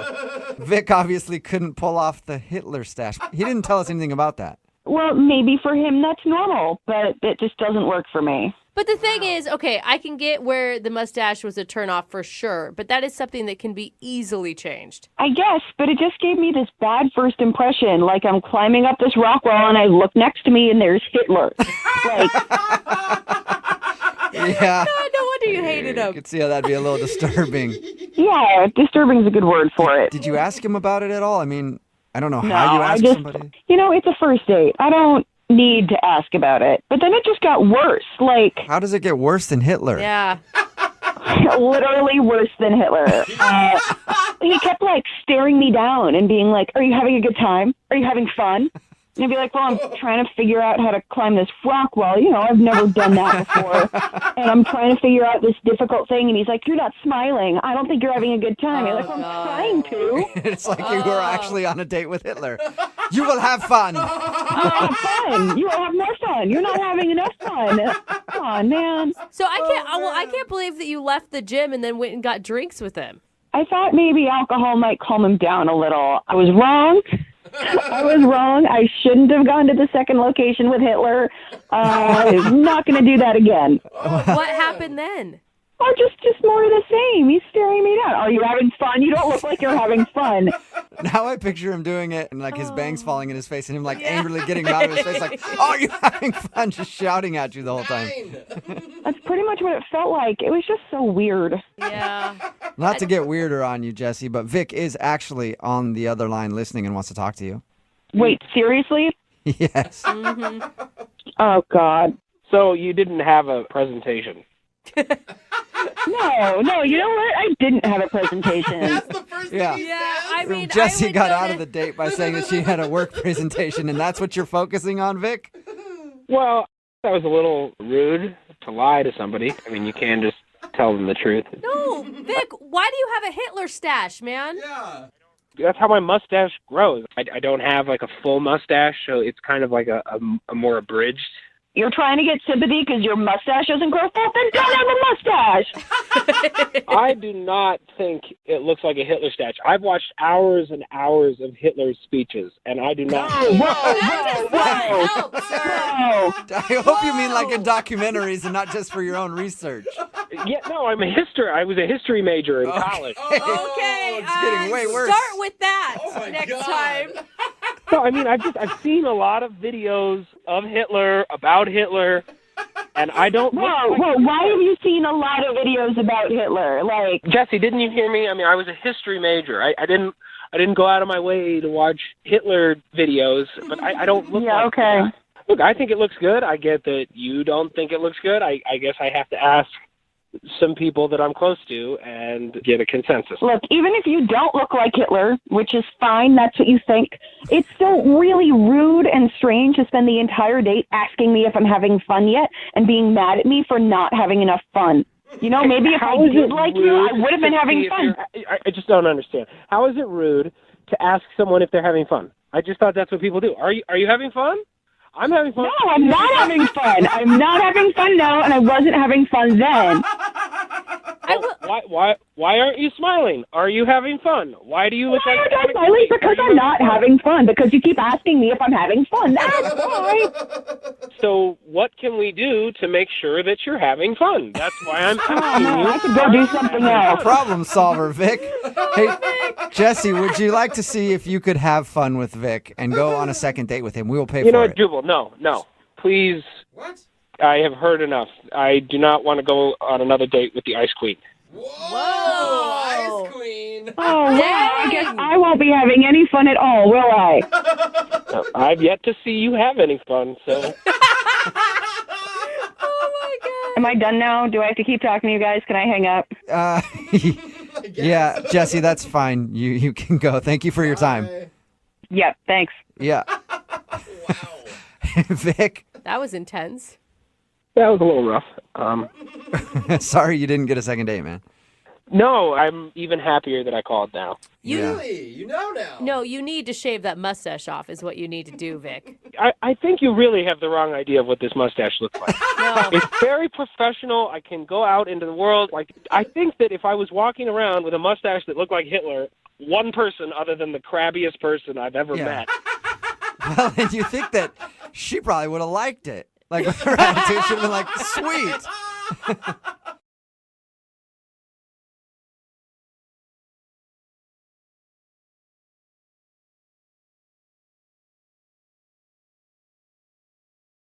Moving 92.5. Brooke and Jubal's second date update. The guy on the phone for a second date update today took the girl that he wants to call on a really cool date. Oh, awesome. If it was 1982. And then, actually, after reading his email and hearing about his date, I don't even know if it would have been cool in the 80s. What? We'll talk to him about that in just a second. But first, his name is Sean. And Sean, before we get into what you did on your date, where'd you meet the girl that you want to call today? I met her at a bar. Okay. She came in with a few friends, and the obnoxious man in our crew broke the ice and opened it right up for me. Nice. Yeah, you don't sound like the obnoxious person in your crew. You sound like the barely awake person in your crew. Thank you. No problem. Thank you. I didn't know if he was trying to use sexy voice with us or if you were like literally still lying in bed. Both. Oh, okay. Right. I like him. So your buddy opened up was the a lot. conversation. And what was her name? Sarah. Sarah. Okay. All right. So tell us a little bit about your first encounter with Sarah. We just talked a little bit, and the music at the bar was kind of funny. Some was kind of tacky. Some was kind of cool. Some 80s stuff, some 90s stuff, and we just were just having a laugh and talked a little bit about her work and just sexy Sarah. I could barely stand it, you know? Yeah, Oh, sexy wow. Sarah. Did you use that voice too when you told her that, didn't you? I tried. Oh my God, you sound so creepy to me right now. Like if I saw you in a bar and did you really refer to her as sexy Sarah to her face too? Absolutely not. Okay. Yeah, you're smart. You can call her that now. Thank God. All right, so you met her at that bar, and let's get to your email about the date you went on because it was very interesting to me. You went to a vinyl party? Yeah, somebody I know, they throw these parties where everyone shows up and everybody brings one record. And there's kind of like a curator or a handler that kind of picks everybody one by one, and they hand over their record, and then they pick a track off of that record, and then at the end of the song, each person kind of tells, like why that song is special or poignant or sappy or whatever. So you're a hipster is what you're saying. I mean, I guess. My jeans aren't large, if that's an indicator. That actually sounds like a kind of cool party, though, to be honest. I mean, sometimes it's fun, sometimes it's funny, and sometimes it's super awkward, and I guess and therein lies the humor. Yeah, okay. So do you go to these things a lot? I've been to a few. I wouldn't say a lot, but yeah, I've seen it. Okay, so did she have to bring a record herself? She did, yeah. And what did she choose? Because that's a lot of pressure, man. Yeah, she brought a Cyndi Lauper record. Cool. All right, and you said that they play a song and then they talk about it. What song was hers? Worst song in the world. What? True Colors. Dude, I love True Colors. How can you not like True Colors? How are you hating on True Colors? Horrid. Absolutely horrid. Oh, man. Did you tell her that? Absolutely not. Okay, good. I was going to say, that might be the reason she's not calling you back. If you're like, God, I'm never bringing you to another vinyl party. God, first I thought you were creepy, and now I just think you're a jerk for hating on True Colors. Did she seem to have a good time at the vinyl party? Yeah, she's, somewhat reserved, but she seemed to have, she had a good time, and she talked to some people that I know and hung around a little bit, and we hung out for hours. It seemed, seemed relaxed and casual, and okay. She wasn't dancing on the tables or anything, but she had fun. Did she judge you as harshly about your pick for your song? Is that maybe what happened? I'm not sure. What did you bring? Rick James, Super Freak. Super Freak. Hey, yeah. Oh, come on. Nobody could hate on that. Yeah, but that's tacky on a first date, man. I don't know. Oh, come on. Come Really? on. You're killing me. You're destroying me. It's fun.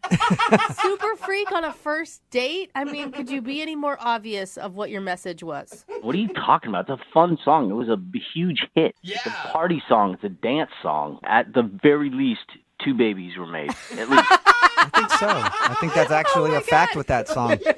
Every single time it's played, 2 babies are made. How did the night end? She said she was calling an Uber, and, I had my car, so, I didn't drink, and I said, no, let me give you a ride home, and, she wasn't having it. She said, she was polite, and said the Uber was around the corner in 2 minutes, and that was that. All right. So she just left. No kiss, no hug, nothing? 2 pat in the back hug. Oh, yeah, all that's right. even worse than no hug, I think. Yeah, Here it you go, is, I old think. buddy. And to call an Uber before you even tell someone that you're calling an Uber means that you're trying to make a real speedy getaway.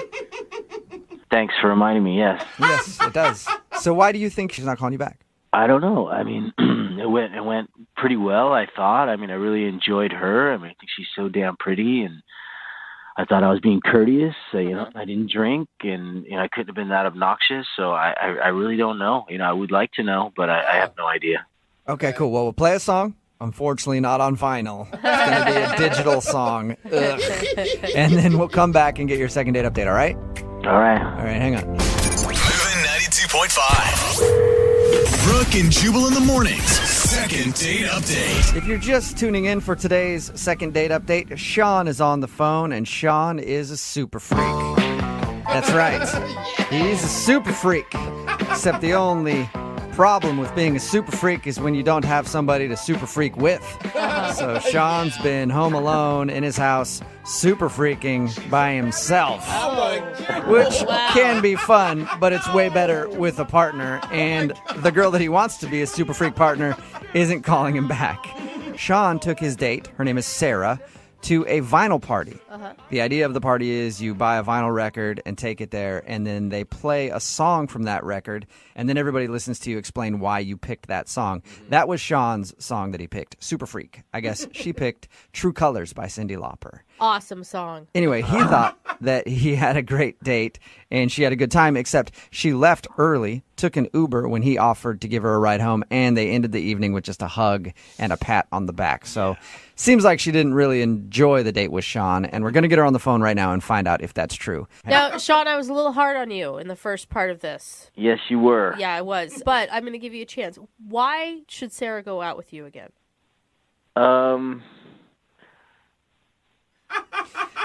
You should be prepared with that answer. So we're going to do the heavy lifting at the first part when we talk to her and find out if something went wrong and everything else. But eventually that's going to come up in the conversation, Sean. And that's what I want you to be thinking about while we talk to her, okay? You want to feed me something? I'm drawing a blank there. Right, Sean. Tell her that you liked her a lot and you really want to date her and you thought she was a magnificent person. And that should be good, I think. Put the focus on her. Okay, Yeah. got it. If there's nothing you can really draw from yourself, just put it on her, okay? All right. All right. These are two genius man minds at work right now. Here we go. So I'm going to call her right now, okay? Yeah. All right, hang on.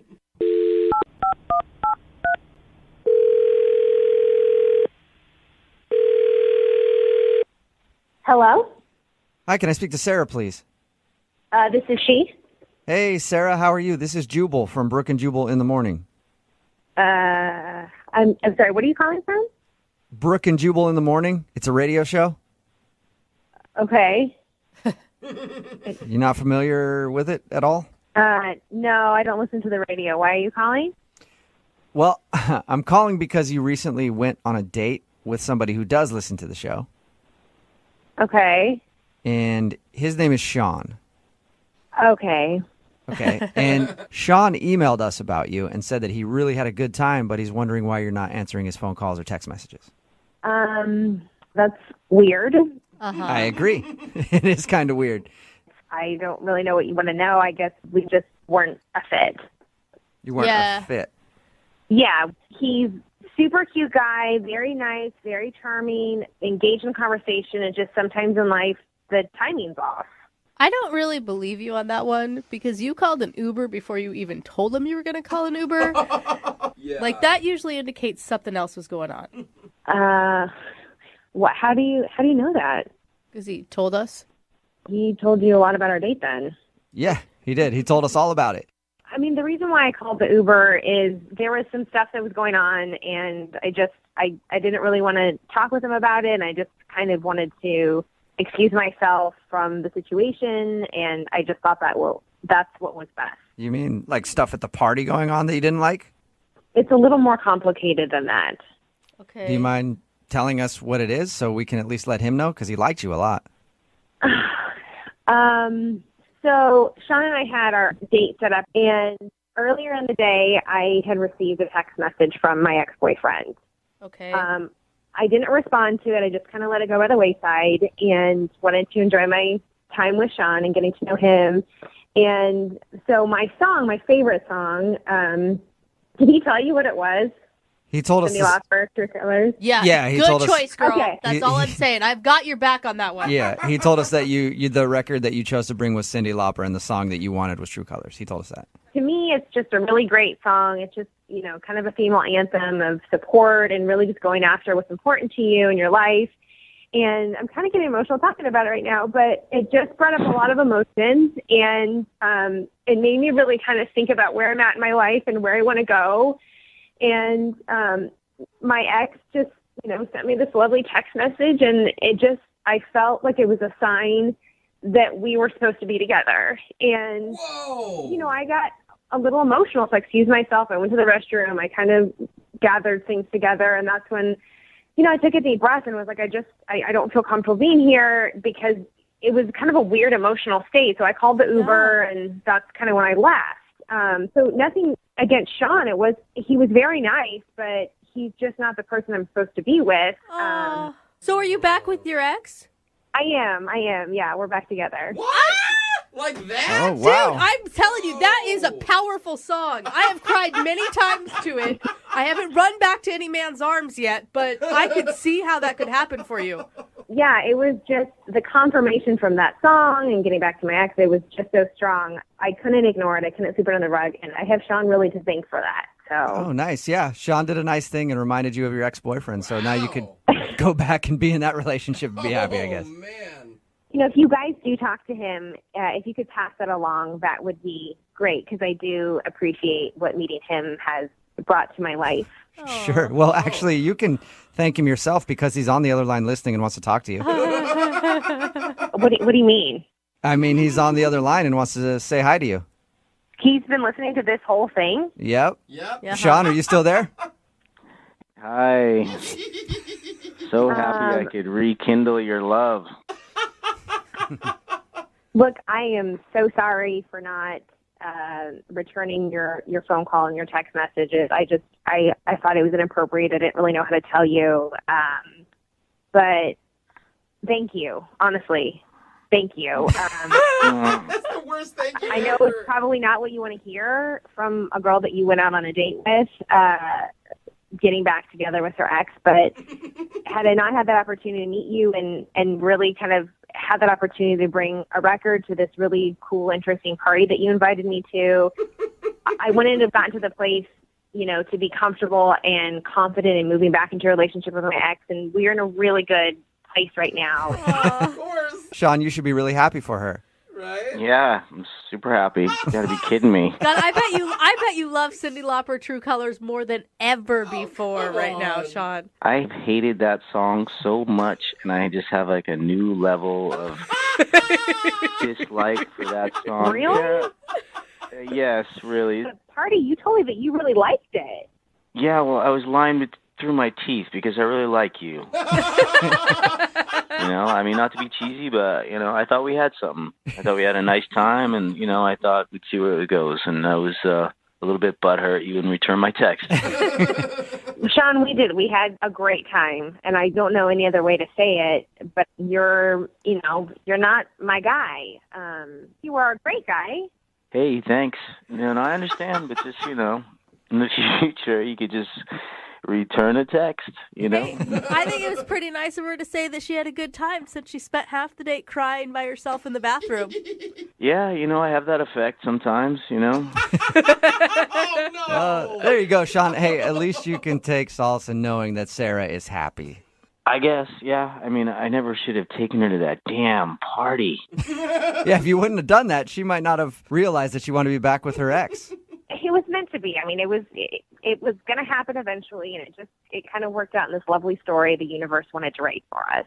Well, Sarah, the universe wants me to ask you if you'll go out with Sean on a second date. We will pay for it. Do you want to go out with Sean again? She's not even single. No, thank you. That'd be the most shocking yes we ever got on a second date update. So you're sure about that? That's a no? No, but I have some single girlfriends that I think might be a good fit for him. Oh, nice. Sean, are you interested in going out with one of Sarah's friends?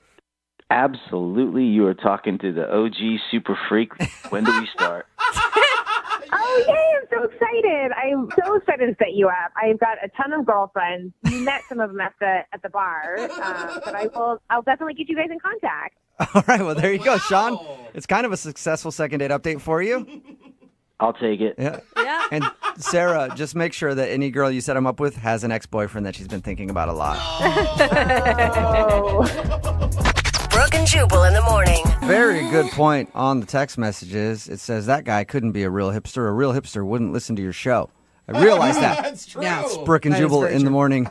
If you missed the second date update, that was recorded when Brooke was still here. Jackie is filling in for Brooke. Brooke is out on maternity leave. And Sean wanted to call Sarah. Sean, kind of a hipstery guy. At least he says so, but he listens to this show, so he can't be too much of a hipster. He took her to a vinyl party where everybody listens to records. And then they talk about the songs that they chose for the evening. He chose Super Freak. She chose True Colors. Anyway, she wasn't calling him back because the song reminded her of her ex. And then she called her ex and got back together with her ex and didn't want to go out with him again. Wow. And Just backfired. Yeah, well, it didn't really backfire too much because she said that he was a nice guy and she's willing to hook him up with some friends. So he was into that. So That's true. Kind of a successful second date update. Worked out for everyone for once. Remember, if you want to do a second date update, all you have to do is email the show and we will call the person who didn't call you back. Moving 92.5.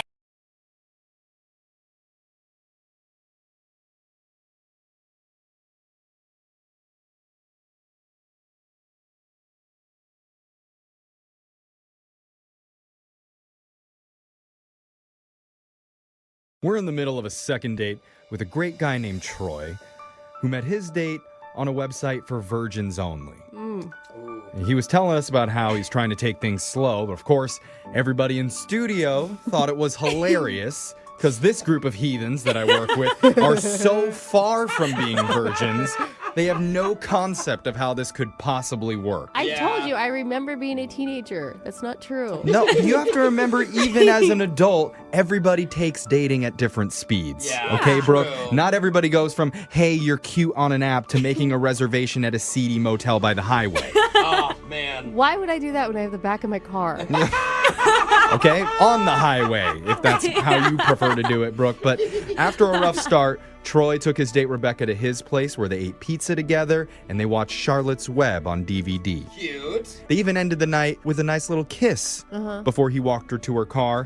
So, Troy, not as prude as you thought. I'm proud of him for that. You know what? I thought that was a big step for Troy. And Troy, it is good. I'm very supportive of you in your quest to find love. Thank you. With a virgin. You know, Virgin love. you know, the thing is, Troy, it may not be about you at all. It may just be that she has a lot of dates. Because you said that you have talked to quite a few women on this virgin-only site, and she was the only normal one.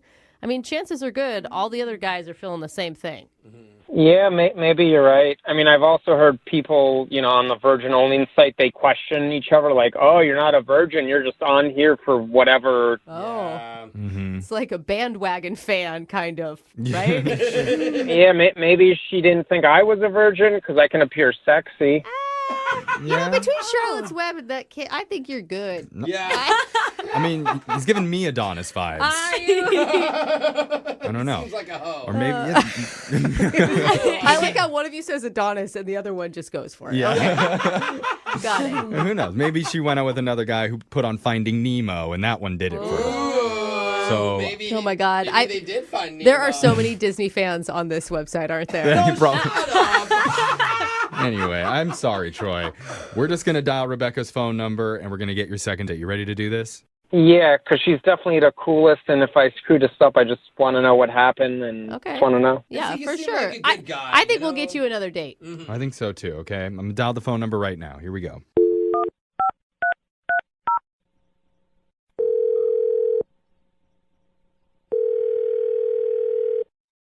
Hello? Hi, is this Rebecca? It is, yeah. Hi, Rebecca. My name's Jeffrey from the radio show Brooke and Jeffrey in the Morning. You have a moment to talk with us? Wait, I'm sorry. Wait, who are you again? We're a morning radio show. We're called Brooke and Jeffrey in the Morning. It's me, Brooke is Hello. here, Jose, Alexis. Hey.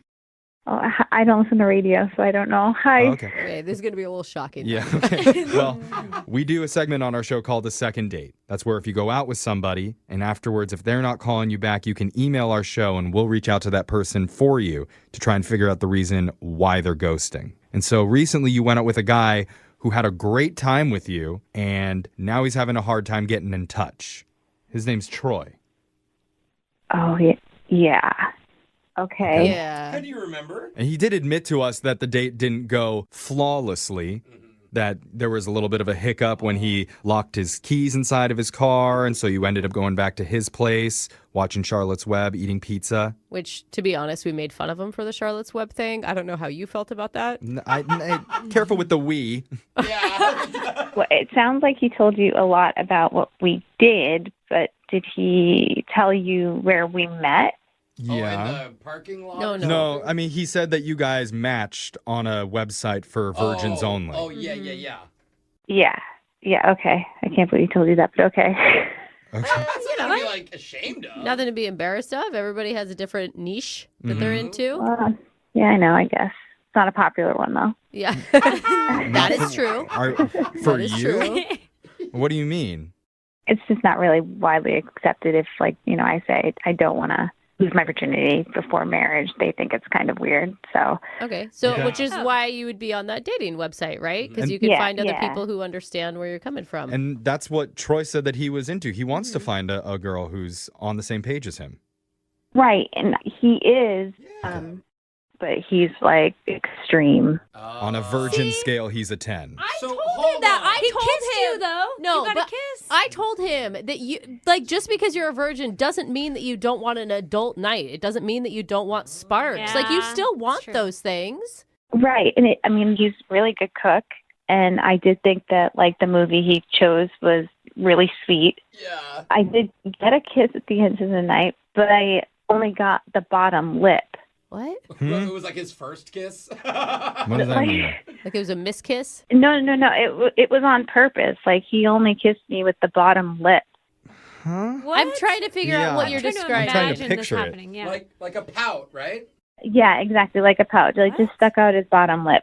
And just kissed with that one lip? Everyone in the studio right now is sticking out their bottom lip just to see what it would look A like. bad kiss kills the mood, though. It's bad. Why would he do that? It's not like he doesn't know how. Oh. It's just that I asked him if everything was okay, but he explained that, like, he didn't want to kiss with both lips until, like, he knew that we had a future. Oh. Okay. All right. Are you joking? I'm not joking at all. That is, I'm sorry. That is stupid. Well, hey. I don't mean to be mean, Hey. but like, Say that. why one lip and not the other? What is the bottom is okay, but not the top? That doesn't make any sense. It's Full contact. I mean, you've heard of just the tip. This is just the lip. That is not the same thing, Yeah, it Jeffrey. is. And it wasn't even just that. Like, he takes it to the extreme in another way, like where he walked me to my car, and I thought he was going to hold my hand. I was totally fine with that, but he, like, linked pinkies with me instead. Oh, because you got to earn all 5 fingers, girl. Wow. Well, yeah, legit, like, that's like giving too much to me to hold my entire hand. You know what I mean? It's just kind of to the extreme. Okay. If he was You're saying that he's extra virgin. Yeah, if he was olive oil. Yeah. Absolutely, yeah. Okay. Got it. There's got to be a separate website for that one. All right. Well, It's just so crazy because he's like, he said he wasn't waiting until marriage. He's just waiting to the right person. I don't know. Maybe there's more logic to this than we're realizing. And there's one way to find that out, and that's by letting you know, Rebecca, that Troy has actually been on the other line listening, and he wants to talk to you. Oh, no. Yeah. Oh, he needs to hear this, Rebecca. Do not feel bad. Troy, you there? Hey, Rebecca. Hi. I wanted you to know I'm interested without doing too much. I guess I'm just a little confused about the bottom lip kiss and not the holding hands. Like, I understand, like, we're virgins and we're going to stay that way, but kissing with both lips and holding hands is a completely different thing. No, I know. I just wanted it to go the second date and maybe the third date to give you the top one before, you know? Like, okay. Then why just not Right. kiss her? Like, why not just wait for the kiss until the second or third date? That's a totally normal thing. Nobody wants just the bottom lip. Brooke, that's It's too not... fast. Pump the brakes. I'm saying no kiss. No kiss is better than just the weird how do you even bottom have that? slobbery lip. I disagree. No kiss. She's going to start thinking I'm not interested at all, and then that falls apart. I knew you were interested, but you threw me off with the whole kissing me with the bottom lip and the pinky thing. The pinky thing, I want to defend myself. The pinky thing, I went for your whole hand. I missed. Oh, no. No, Oh. this is good. So you would have given her more of your fingers if it was possible. Dude, if we Do the whole hand. if Let's we calm lifted down. just that soundbite, it would really mean No, something you else. know what I mean, Troy. You know what I mean. You were saying you would have gone for the full handhold.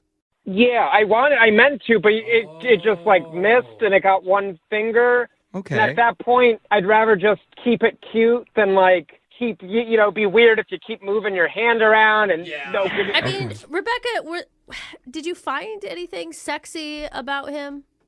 He's very nice, and he is very attractive, and he's okay. very intellectual. And so, I mean, I just was really thrown off because, what if something did happen and did take off, and do I have to wait like months for an actual full mouth kiss? You know what I mean? Okay, so this is sounding pretty good right now. And I'd like to ask Rebecca, would you be willing to go out on one more date? We will pay for it. I think yes. Oh, that's good. Yes. Yay! That's good. Thank you for clarifying, and I'm glad. I'm very happy right now. Yeah. Happy for you, bro. Yeah, it's a virgins only success. Yay! My first ever. There's a million websites where you can meet people to date now. Yeah. Yeah, there is. Not even an exaggeration. Yeah. Almost any of them. Yeah. You can turn Totally. into a dating site. I mean, you have the normal ones, but you also have things like Hot Sauce Passions. Dude, I gotta get on Is there. that real? That is. Oh my gosh, I need to get on there. There's gluten-free singles Makes sense. Okay. and one called Marry Me Already. Whoa. What? What's that one? Brooke, isn't that where you met your husband? Very funny, Jeffrey. Oh, No? she's married. It's a monthly subscription. Oh, that's right. Yeah. Yours was Marry Me Now or I'm Leaving This Old Country Buffet.com. Whatever it was. We've heard a lot of unusual ones on the show, but yesterday we actually had another listener who emailed us saying he met a woman at another niche dating site. Okay. One that I didn't know existed. The guy's name is Troy. So Troy, welcome to the show. Hey, how are you? Oh my God. We're I'm doing so good. curious, but first I want to know, I is it your know. first niche dating site that you've ever ventured onto? Yeah, I mean, I tried the regular dating sites a little bit, and this was my first time trying the more specific category. Okay. So tell us Okay. where you met your date. Yeah, we met on Virgins Only. Okay. Virgins only. That's good. That's definitely niche. Okay. Is that like None people, of us. Is that people from Virginia? No, Yeah. none of us here are allowed on that dating site. I mean, how do you know? How can you Prove that? verify that? Oh my gosh. Do you need to do like an examination? I hope not. I would assume it's just an honor system, right? Yeah, it's an honor system, and I mean, being a virgin for a long time, it's not something I could imagine someone wanting to pretend to be if they're not. I could imagine a lot of guys wanting to pretend to be a virgin to meet some, anyway. So does that mean like in the future it's totally off the table too until you get married, or where are you at with that? It's not like a religious thing, but it's like I was taught when I was young to save myself for that one person, someone special. Okay. Yeah. Okay. I mean, I felt the same exact way up until I was 17. And then Me too, though. I have a very different view. I kid you, I was in private Catholic school, dude. I was like, girls will want to kiss. And I'm like, no. Yeah. No, we can't. It's not special. Oh my God, how much you have changed, Jose. Now I'll kiss anyone. Get over here, All bro. Or anything. So you matched with someone on Virgins Only. What is her name? Her name's Rebecca. Okay. Okay. So it did not go well at the beginning. Oh. Okay. Why? We met up in a mall parking garage just to be around other people, you know. Yeah. Most people would pick like a coffee shop to be in public, not like That's a, where I think I'm gonna get kidnapped. right, In the a garage. dark parking garage. There was Let's an not abandoned. go anywhere sketchy. Let's meet up in a dark alley, okay? Right. Okay. So what happened? Well, it was going to just be like, we'll both park our cars there, say hi, make sure I'm not giving her get in my van vibes or whatever, and then we'd like...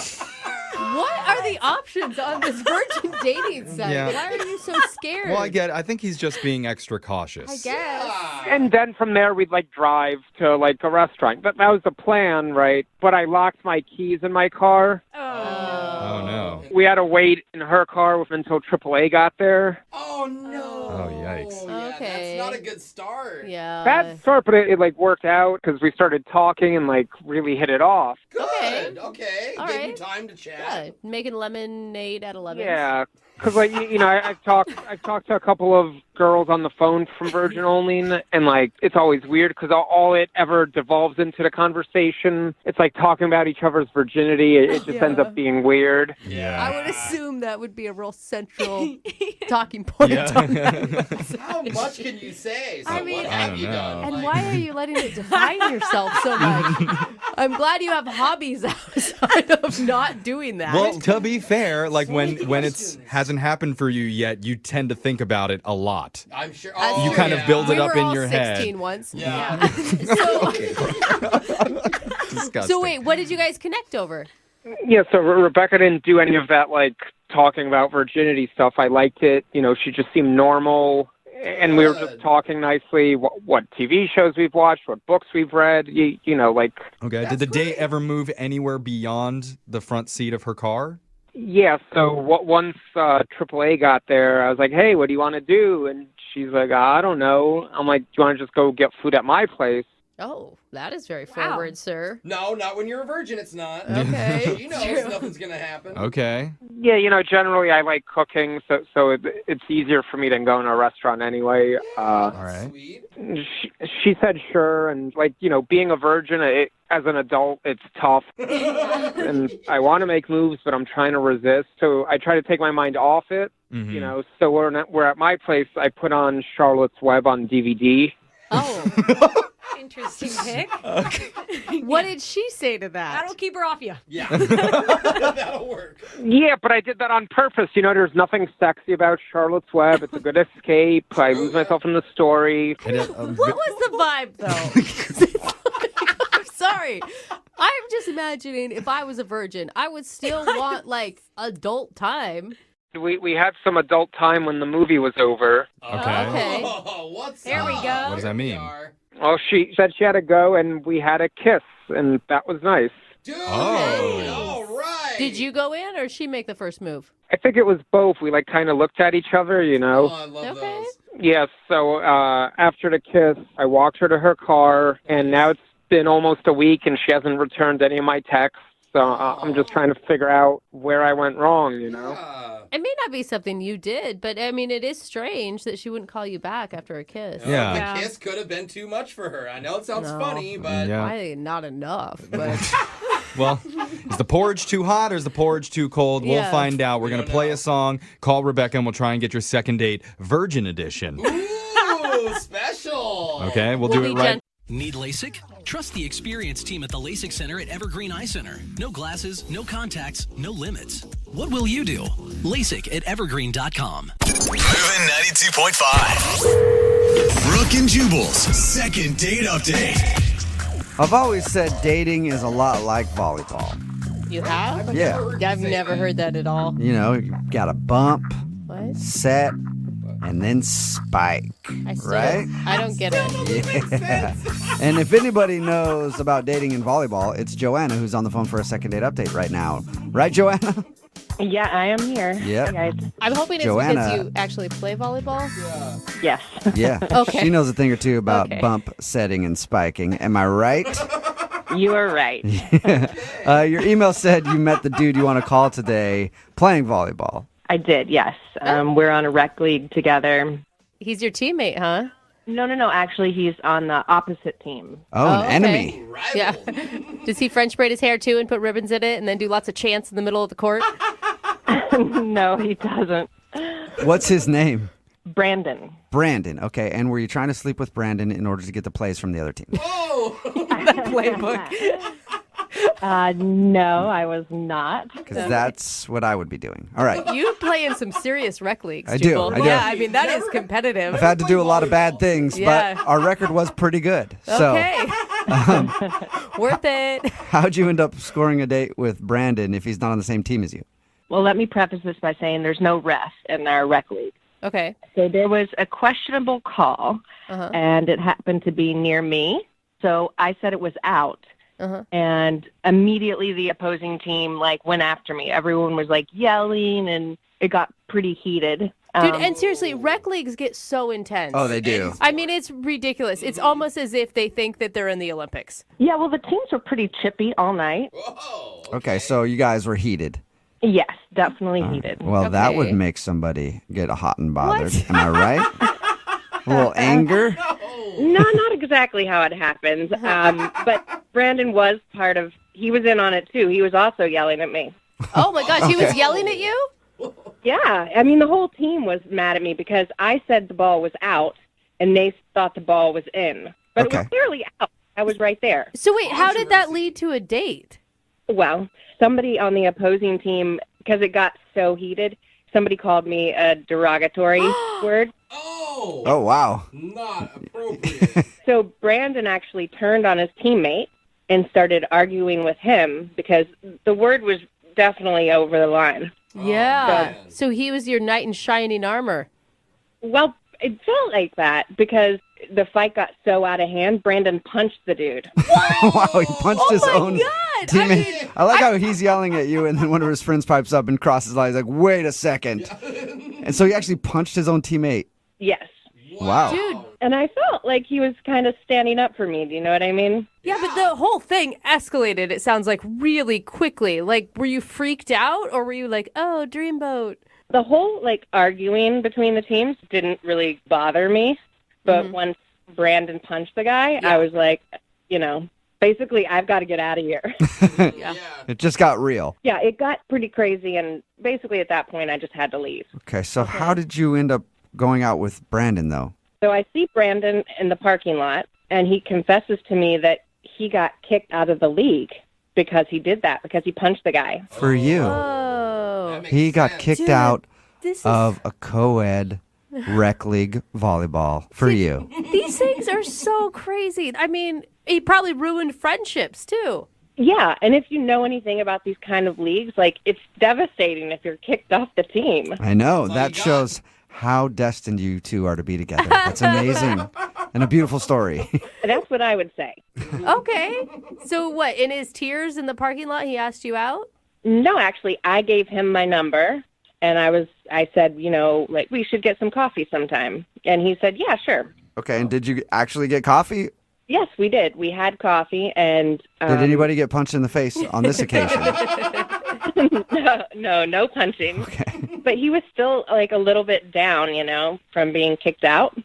So What did he say about the punching incident? He just felt bad about it, and he kind of regretted it because he didn't want to be kicked off the team. But the guy definitely shouldn't have said the word to me, so he kind of felt good about, you know, taking matters into his own hands and literally and standing up for me.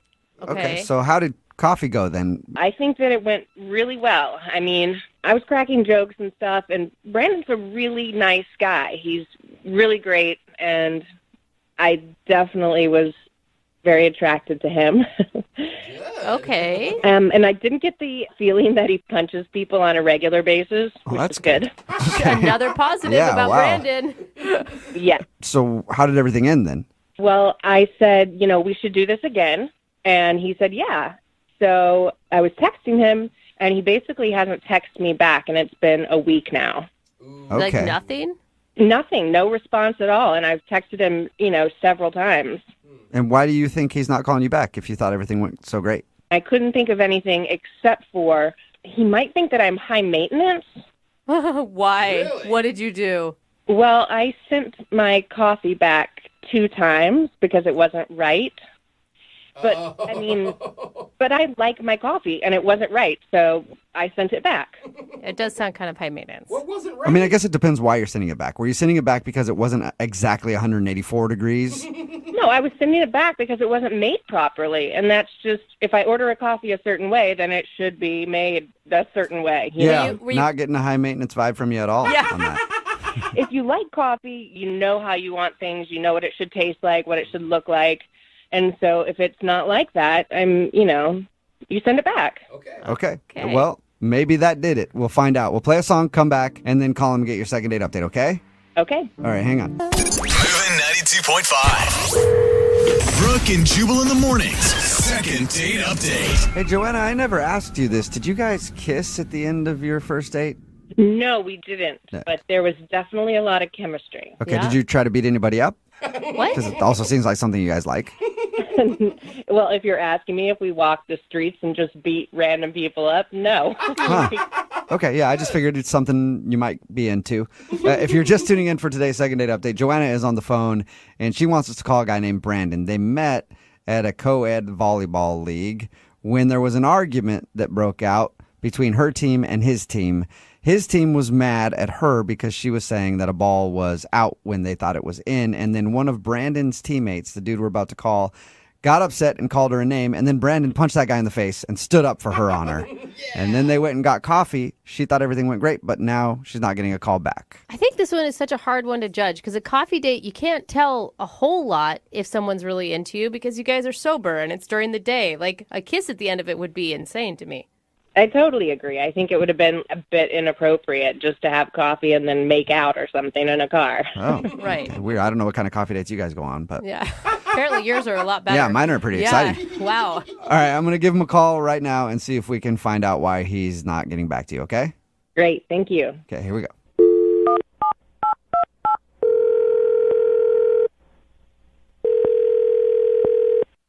Hello? Hi, is this Brandon? Yep, it is.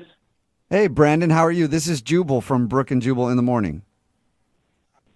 Hi. Hi. How's it going today, Brandon? It's fine. Can I... what's this about? Well, I'm calling you today because we got an email about you from somebody who listens to our show. Okay. Why? Well, Good question. because we hear you're pretty good with a left cross. What's going on here? I don't know what you're talking about. Or was it an uppercut, not a left cross? I don't know. I don't know what kind of punch you details are threw, not but important. I do know that you threw a pretty good punch. I'm just really confused right now. Can you just tell me why you're calling me in the first place? Oh, sure. Why didn't you ask before? I'm calling because we do a segment on our show called the Second Date Update. That's where if you go out on a date with somebody and they like you a lot, but you don't call them back, they email us to get you on the phone and ask what happened. So you recently went to get coffee with a girl named Joanna. And that's why I asked about the punching, because she told us the story of how she met you and you punched one of your teammates on the volleyball team because he called her a name, and then you went to go get coffee. Yeah. Yeah. Okay. Yeah. The punching thing makes sense. So what? She emailed you about that? Yeah, because she says that she thought you guys had a lot of chemistry when you were having coffee, but now you won't plan another date with her. Oh my God, that's too heavy size, Brandon. So can you tell us why you don't want to go out with her again? Well, I don't know. I feel I'm better off single, and that's pretty much it. Did she come off as like too, what was her words? She thought maybe she looked high maintenance when she sent her coffee back a couple times? Yeah. Well, I don't want to hurt her feelings. You know, I wish her the best and all that, but she was just pretty forward on the date, and then that's putting it nicely. She was forward, as in like the things that she said to you, or She was blunt? or she walked forward and you like people who walk backward. I highly doubt it's that one. That's a thing, I think. No. It's not a thing. No, she was just really intense with the things she was saying. Like in the first 5 minutes, she kind of rubbed me the wrong way. What'd she say? Really? Would she get into politics or religion or something? No, it wasn't stuff like that. It was just like stuff about me. Like she just kept saying weird things to me. Can you give us an example? Yeah, well, just stuff about how I looked, you know. She just was like commenting on my clothes. She didn't like my hair. She just was like, "Oh, I can tell why you're single." Yeah, I can tell you're single. What? You know, maybe if you got a nicer haircut. What? She was insulting your haircut? Jeez, man. Oh, my haircut, my pants, my shoes, like like always like that. Like, oh, I can tell you're single. You need a good woman. You need a good woman to tell you how to look good. You need a lady to teach you how to dress. That's so weird. I don't know. It just really rubbed me the wrong way. And it was like, you're a slob, but, you know, you're a cute slob. I find you're cute, but you're a slob. It's just strange because when we talked to her, all she talked about was how attracted she was to you. That's not how I remember it. Like, maybe she just sees me as some kind of, I don't know, a project. Oh, like a Barbie doll. Like she can dress you up, do your hair any way she wants. Well, like a Ken doll, I guess. But yeah, Yeah, I guess you're right. Oh, that would make me mad. yeah, you know, she was critiquing me the whole time on everything. Okay. All right, well, that makes sense. I wonder if she's got any more critiques, though, because she is on the other line listening and wants to talk to you. Hi, Brandon. Oh my God. Really? Yeah, that's Joanna right there. Oh my God. Dude, Joanna, you're coming in hot. Don't you want to apologize? No, I don't want to apologize. Everything I said was true. I mean, his shoes, were ridiculous. They didn't go with his outfit, and they were really dirty. Like, he needed to throw them in the washer or just clean them.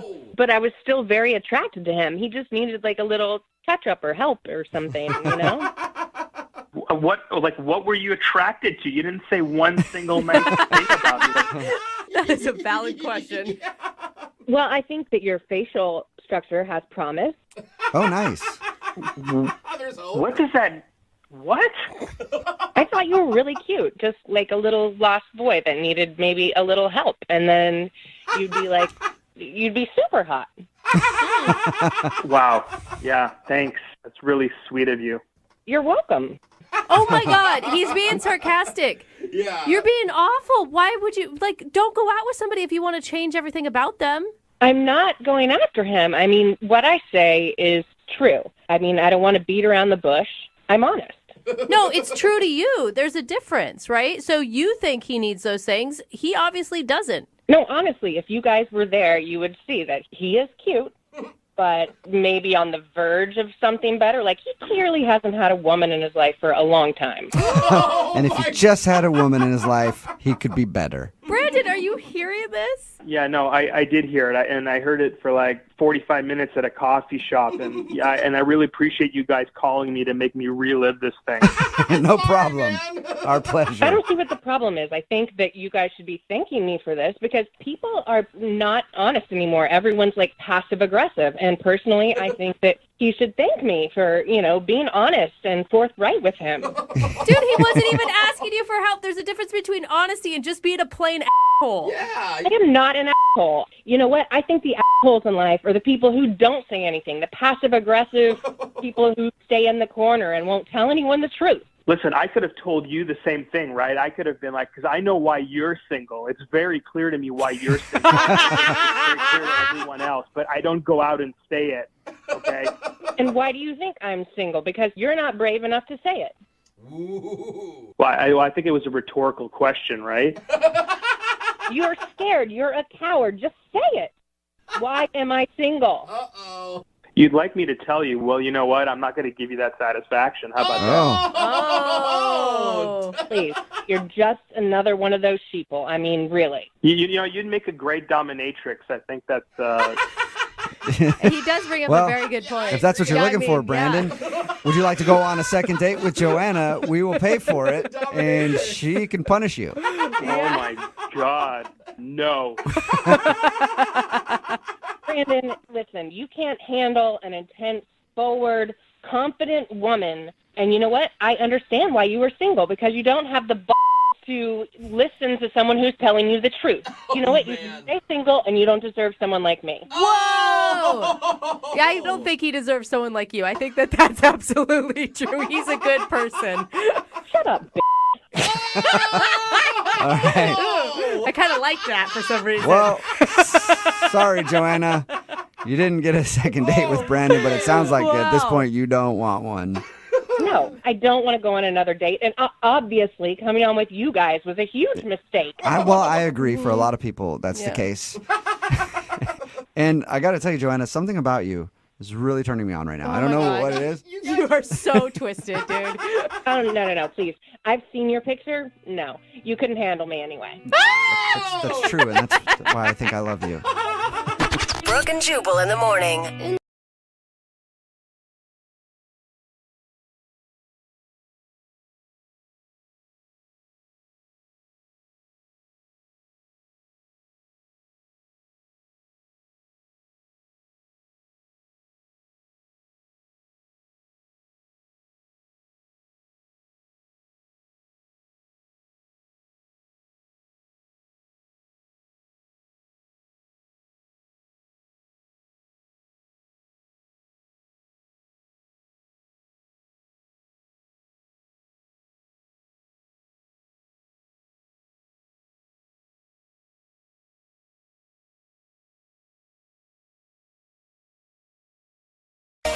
Moving 92.5. Brooke and Jubal's second date update. I would start off by saying today's second date update is going to be a little different, but we've actually done this a few times. One of them has worked out. The other one didn't work out very well. But James is on the phone with us right now, and he wants us to call a girl that doesn't live in the state.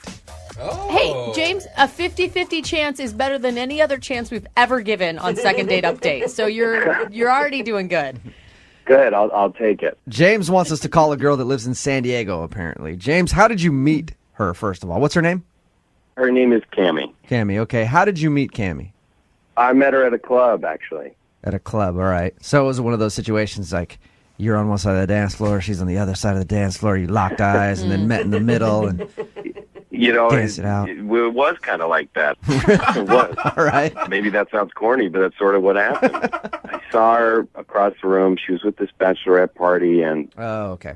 So they were already There it drawing a is. lot of attention to themselves, right? yeah, I guess so. And usually, if a girl, like her friend is getting married, she's in that sort of like vulnerable state, like, I want to meet somebody.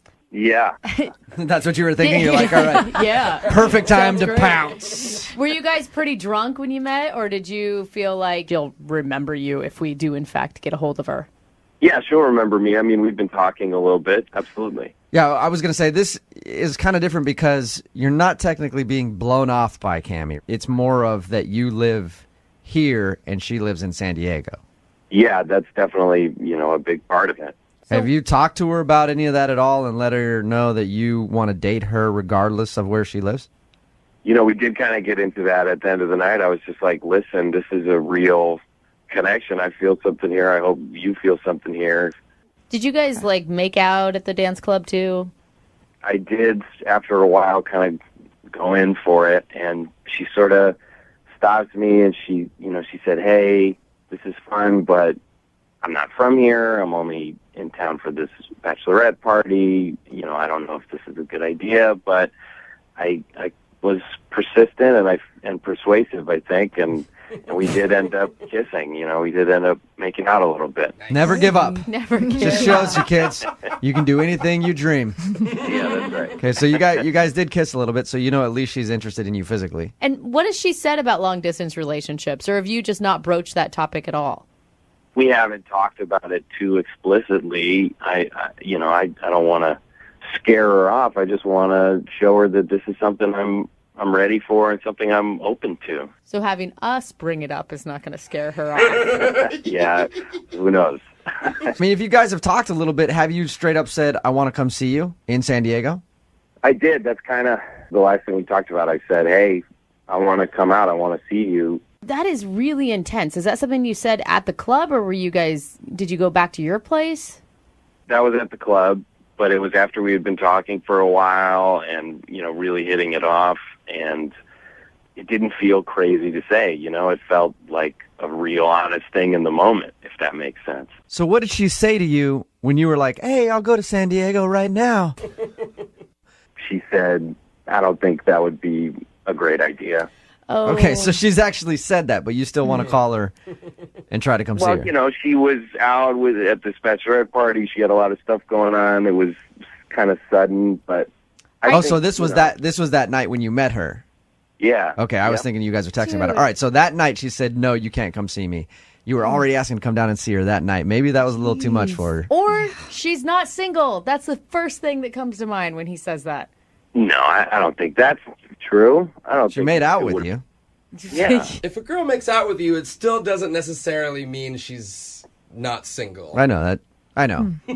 I'm just trying to look for some sort of silver lining here. Sometimes for people James. cheat just Yeah, to maybe let you a know. little bit. It does happen, No. I guess. So what are you hoping to get out of this? You already know that she lives in San Diego.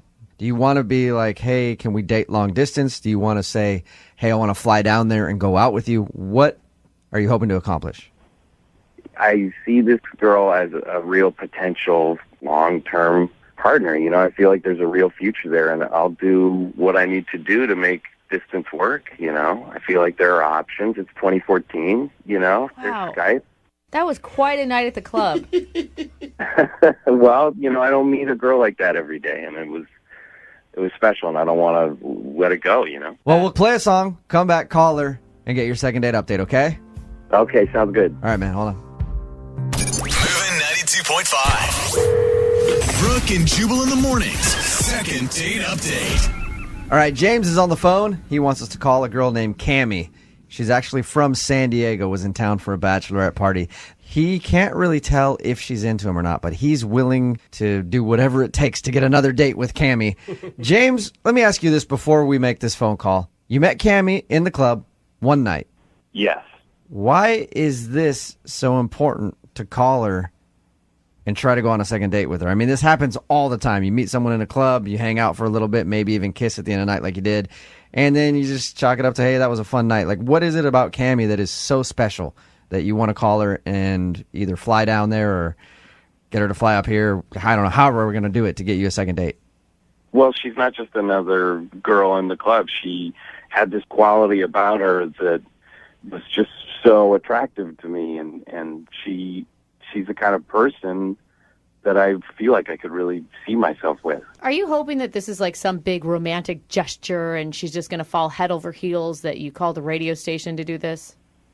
I mean, maybe, you know, I want it to work out. I want to do whatever I can, you know? You've been texting not a 206 number this entire time, right? Like, she for sure lives in San Diego. Yeah, it's an 858 number. Okay. So sometimes girls tell lies to people they meet at the club. Yeah, I know. I just can't get this girl out of my head, and I really appreciate you guys making this call for me. All right. And just to make sure, she was at a bachelorette party when you met her. She wasn't the bride, right? She was one of the other girls? No. Okay, we never asked that, because if she was getting married, that could be a problem for you. I'm not sure. Yeah, though. maybe. All right, well, I'm going to dial the phone number right now, see if we can get her on the phone, and then ask her for a second date or... A date. Anything, yeah. Yeah. All right, you ready? Oh, God. Yeah.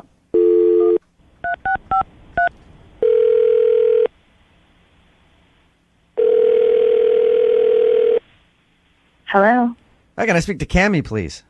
This is Cammie. Hey, Cammie, how are you? Fine. How are you? Who is this? My name is Jubal from Brooke and Jubal in the Morning. It's a morning radio show. Okay. We broadcast out of Seattle. Okay. We're calling you because you recently met one of our listeners when you were in town at your friend's bachelorette party. Okay. I'm sure you probably know who I'm talking about. Yeah, I do. James talked to us about the night that he met you. Nothing but great things to say. That's nice. And okay. he said that you guys have been texting a little bit, and he already told you that he wants to come to San Diego and go out with you. You're kind of cold to that idea. You don't like that a whole lot. Yeah. No. Okay, is it something that has to do with James? Did James do something wrong? No, it's just far away, and it just doesn't feel like a really great idea to me. And I told him that already. And Right. If you were in Seattle with James, would you go out with him then? That's a no. That's a no, Cammie. Cammie, was it just too weird? Like, did he want too much out of a one night, met at a club type of situation? there's nothing wrong with him. He's really lovely, and I'm flattered, I guess. Well, Cammie, that hesitation after I said, would you go out with him if you're in Seattle? That's kind of saying no. So, no, you don't want to go out another date with James? I do. Okay, well, I'm in Seattle right now. What? You're in Seattle. Yeah, I don't live in San Diego. I live in Seattle. I just said that because I sort of panicked and I didn't know what to do, and I felt like it's complicated, and What do you mean by complicated, though? Why did you tell him that? I was living in San Diego, and I moved up here not that long ago from San Diego. So it's not a complete lie. It's just not a current truth. It's not a total lie. Okay, so why lie to him, though, instead of just saying, no, I don't want you to go out with you. I don't want you to have my phone number. Or I'm just not interested. Like, it's not that hard to say Because that. it's not just that I'm not interested. I am interested. I think he's really lovely. If we had met even, 2 months ago, I would have said yes. Do you have a boyfriend? I have a daughter, and she's 2. Okay. And I just recently, the reason I moved back to Seattle is I moved back in with her father. Oh my God! All right. Are you guys? You're in a relationship and you're in Seattle. Is that pretty much a recap of it? Whole different person. You're getting back with the father of your child? Yeah, but it's something that I'm doing because I think that it's the best thing for my daughter, and I'm not sure yet if it's actually the best thing for me, and I think that's why that happened in the club that night. I think that So you're not officially back with your baby's daddy? We're trying it out, and we feel like it's nice for our daughter to not have to be shuffled back and forth between 2 houses, between 2 cities, so we're trying it. But you're obviously not completely sold on the idea if you are this hesitant about even admitting that you're back with him. No, I guess I'm Okay. Well, then maybe we can get James to convince you to go out on a date. This is the most Because James is actually on the other line right now listening. Oh my God. And heard what you just said. Hi, Cammie. Hi. I'm shocked that you live here. I know. I just couldn't really deal with the situation very well, and it felt easier to just not be here. To say I was in San Diego. I'm also pretty surprised to find out that you are in a relationship and have a child. Yeah, lots of things that you learned today, James. Obviously, I'm a little thrown for a loop and a little, taken aback, but that doesn't mean that I'm not still totally attracted to Cammie. It doesn't mean I'm not still interested in you. That's impressive. I understand. What? That's impressive, James. He said attracted, so maybe Cammie is just really Maybe hot. she is from San Diego. Yeah. Cammie, would the father of your baby think that you're cheating on him if he heard any of this? It would not really be helpful in the time that we're here trying to give this a go. So no, this would not be good. I'm just impressed that James still wants, Cammie, no offense. I don't know you at all. From what James tells us, you're a great person. You sound nice to me. But if I had found out all this stuff about you, I'd been off the phone already. Like a long time ago. But James, you still want to go out with Cammie? You know what? Yeah, I do. But wow, that's a lot to be dishonest about up front. Why? Everything she told you wasn't true about who she is. Look, obviously she has a lot of stuff going on in her personal life, and that's not something she's going to tell me right away. She can't tell me all of that stuff right away. Yeah, don't come over to my house because my baby father kind of boyfriend is there. And baby. Yeah. Sure, but I know that she was dishonest with me, but frankly, I'm willing to give her a pass if she'll be honest with me from now on. Well, I think then I have to honestly tell you I'm not available. I can't right now. Cammie, what if I pay for it? What if I pay for it? No, Cammie, you're doing the right hey, thing, Cammie. Give me a second, please. Let Cammie answer. Oh, Cammie, I would love to pay for you to go out on a second date with James or a first date. Yeah, we didn't really go on a first date. Yeah, first date. You can tell him all about yourself, who you really are. The relationship you're in. Yeah, you can talk about everything. We'll pay for it. Will you go out with James one more time? No, I can't. It's already gone way beyond what I ever intended for it to be. All right. If I was in a different season or time in my life, I would absolutely go on a coffee date or a So, in the off chance that your current situation doesn't work out and you break up with the father of your kid, you'll go out with James again? You'll keep his number and maybe get a hold of him? Yeah, I guess I'll call you guys and then... Cammie, before you go, I just want to say that I think you're an incredible person, and I will wait for you. You'll what? You're gonna wait and see what happens. I'm gonna wait. In I'm hopes. gonna wait. How long? Wow, Cammie, how do you feel about that? He said that he's gonna wait and see what happens in your current relationship so that he can possibly go out with you. I do not think that's a good idea. No, come on. Well, it's what I'm going to do. James, We'll see how it works. Good luck, But James. I believe in it. Cammie, since you won't go out with James again because you're currently living and trying to get back together with your baby's daddy, can James at least babysit from time to time so he can see you when you guys have a date night or something? Brooke and Jubal in the morning.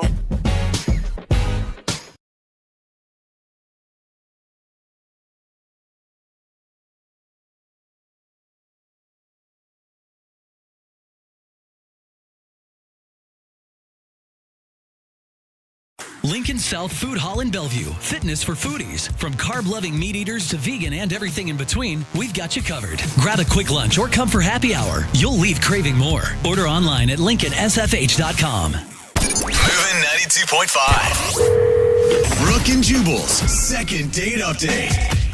When you go out on a first date with somebody, you never know if there's somebody else with you on that date.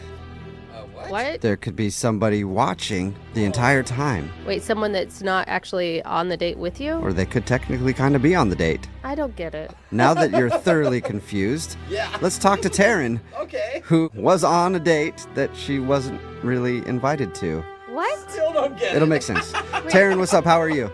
Hey, I'm good. How are you? Good. Oh my God, Taryn, you just sound like a stalker right now. Really? No, it's not like that. Yeah, that's what all stalkers say. This might actually be the first time we're doing a second date update like this, Taryn. I'll go ahead and let you tell the story.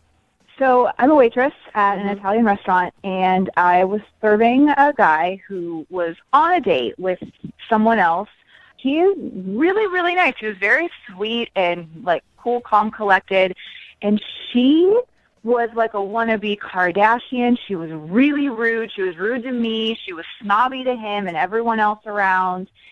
And I'm kind of interested in him. Oh, my God. See? So Wait, you hold kind of on. were on the date. Like, you never think about that, but your server is actually on your date, too. They're experiencing some things with you. True. Honestly, I felt bad for him because he was being very nice to her while she would just go on and on about herself. Anytime I came by or even walked by, she was talking about herself, talking about how amazing she is, talking about the men that she has, like, messaging her and texting her, and That it is sounded messed like up. she's trying to make him jealous. She even at one point said to him, she's like, I almost didn't go out with you. Like, I wasn't sure if you were good enough for me. Whoa, she actually said that? She said that? Come on. I'm serious. And What was his yeah, reaction? could you see his reaction? He just kind of chuckled, and he was like, he's like, I hope you're having a good time. And she's like, oh, yeah, I totally am. And God, this must be one of the best things about being a waitress is being able to eavesdrop on everybody's dates. I mean, and get your own dates off of the whole thing, too. But I mean, it does kind of help. I mean, you get to meet a lot of people that way. yeah. I used to wait tables a lot, and I would love it when like you get a couple who was in an argument. It was so fun to experience the awkwardness of going up to their table. I know they weren't in an argument, but still, she was being pretty crappy to him, it sounds like. Yeah, she just talked about herself the whole time. She's very, extremely high maintenance and selfish. Did you have any interaction with him? I did. She at one point got up to go to the bathroom, so I kind of saw that as my moment to kind of go in and just make sure, I wasn't being creepy of like, hey, how are things going? Like with her, it was, is everything okay? How's dinner? Any drinks? And just kind of letting him know that I was there, supportive, trying to be low-key about it. Okay. All right, and did he seem interested? I don't know, I just didn't want to do anything to jeopardize my job. Of course. Like tell her off and be like, you get out of here. You stupid. Yeah, Exactly. he is a sweet man, and you're being an a-hole. That'd be so amazing. That would be awesome, I've told my actually. manager. Oh my God. Yeah. I just told my manager you have to leave. How did you get his phone number? Well, his number was in the reservations book. Okay, now wait, I'm wait going to a stop you because now you're the one that's being a little sketchy. Well, no, I'm not asking him to go out. I just want to know if he's even interested. Do you think he'll even remember you?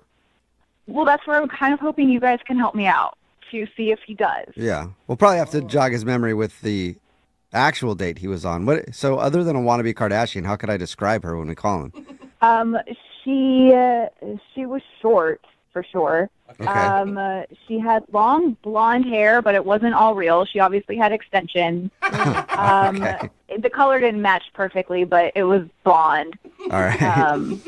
She had like a really tight green dress, but it didn't fit the restaurant. It was kind of tacky. It was a little trashy looking. Okay. Like, So I'm going to say, hey, do you remember going out with a chick with really bad extensions and a tacky green dress at an Italian restaurant? He might remember that, actually. I think it's a better description. Did he say anything to you when he left? Like, you guys flirt at all? I'm not really sure. Like, I thanked them. I told them to have a great night, and he was like, thank you. You too. Thanks so much. So it was, he made eye contact with me. Not everyone does that, so. Okay. Okay. So maybe he's into you. I know that this isn't the traditional way of doing things, but I figure give it a shot. Why not? Okay, cool. Well, we'll play a song and then come back and call him and see if we can get you a date in sort of a second date update. Okay, thanks. All right, we'll do it next. Hang on. Moving 92.5. Brooke and Jubal in the mornings. Second date update. We're right in the middle of a second date update, and if you're just joining us, today's second date update is a little different. Taryn is on the phone, and she wants to call a dude. I don't do we even know his... Hey, Taryn, do we even know his name? Yeah, it's Steve. It was in the book. Okay, Steve. So his name's Steve. Taryn was actually the waitress when Steve was on a date with another girl, and Taryn witnessed the other girl being kind of terrible to Steve. So after they left, she actually got his number from the reservation book and wants to call him and ask him out herself. So it's sort of a second date update since she was kind of on their date because she was the waitress, but not really. So this is going to be an interesting phone call for Steve. Now, what do you want us to say if he's totally creeped out that his waitress stole his number from the reservations book? I feel like he's cool enough to just like go with it and kind of feel it out and see where it goes. Yeah, you think that, but you don't know him. Like, yeah, he's like, where's your manager? You didn't really have any conversations together. Well, I guess if it doesn't go well, then I can just lie and say he forgot something at the restaurant or something. Okay. Okay. Yep. Yeah, Produce an umbrella out of yeah. somewhere. We'll see if we can figure out a lie for you if it doesn't work, but I'm going to call him right now, okay? Okay. All right, here we go.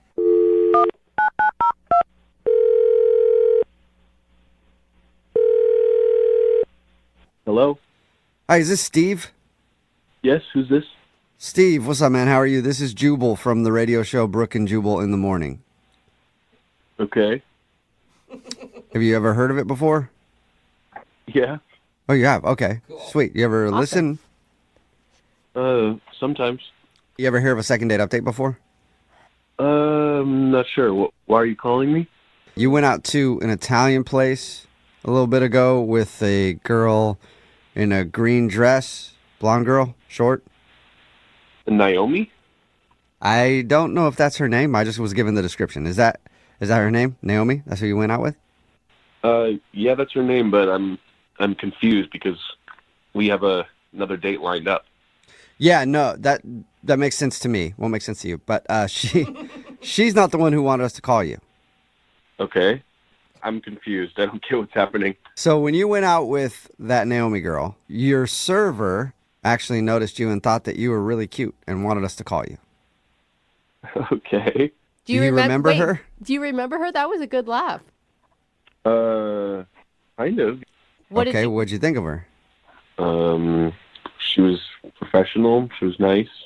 I don't think she was very professional. I'm not getting I would argue with that. Did you think she was maybe cute? I think so. I don't really remember I was on a date, so I wasn't really paying attention to this. Oh, you're one of those guys who pays attention to your date and isn't Good lusting after the man. waitress the whole time. Whatever. Loser. Yeah.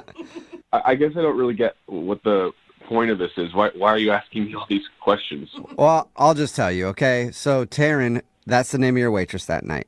She thought you were attractive, and she wanted to meet you. Like outside of the restaurant. Yeah, like romantically. Okay. And she's actually on the phone right now listening to this conversation and wants to talk to you. She's on the phone now? Hey, Steve. It's Taryn. Hi. Hi. How's it going? This is weird. I know it's super weird.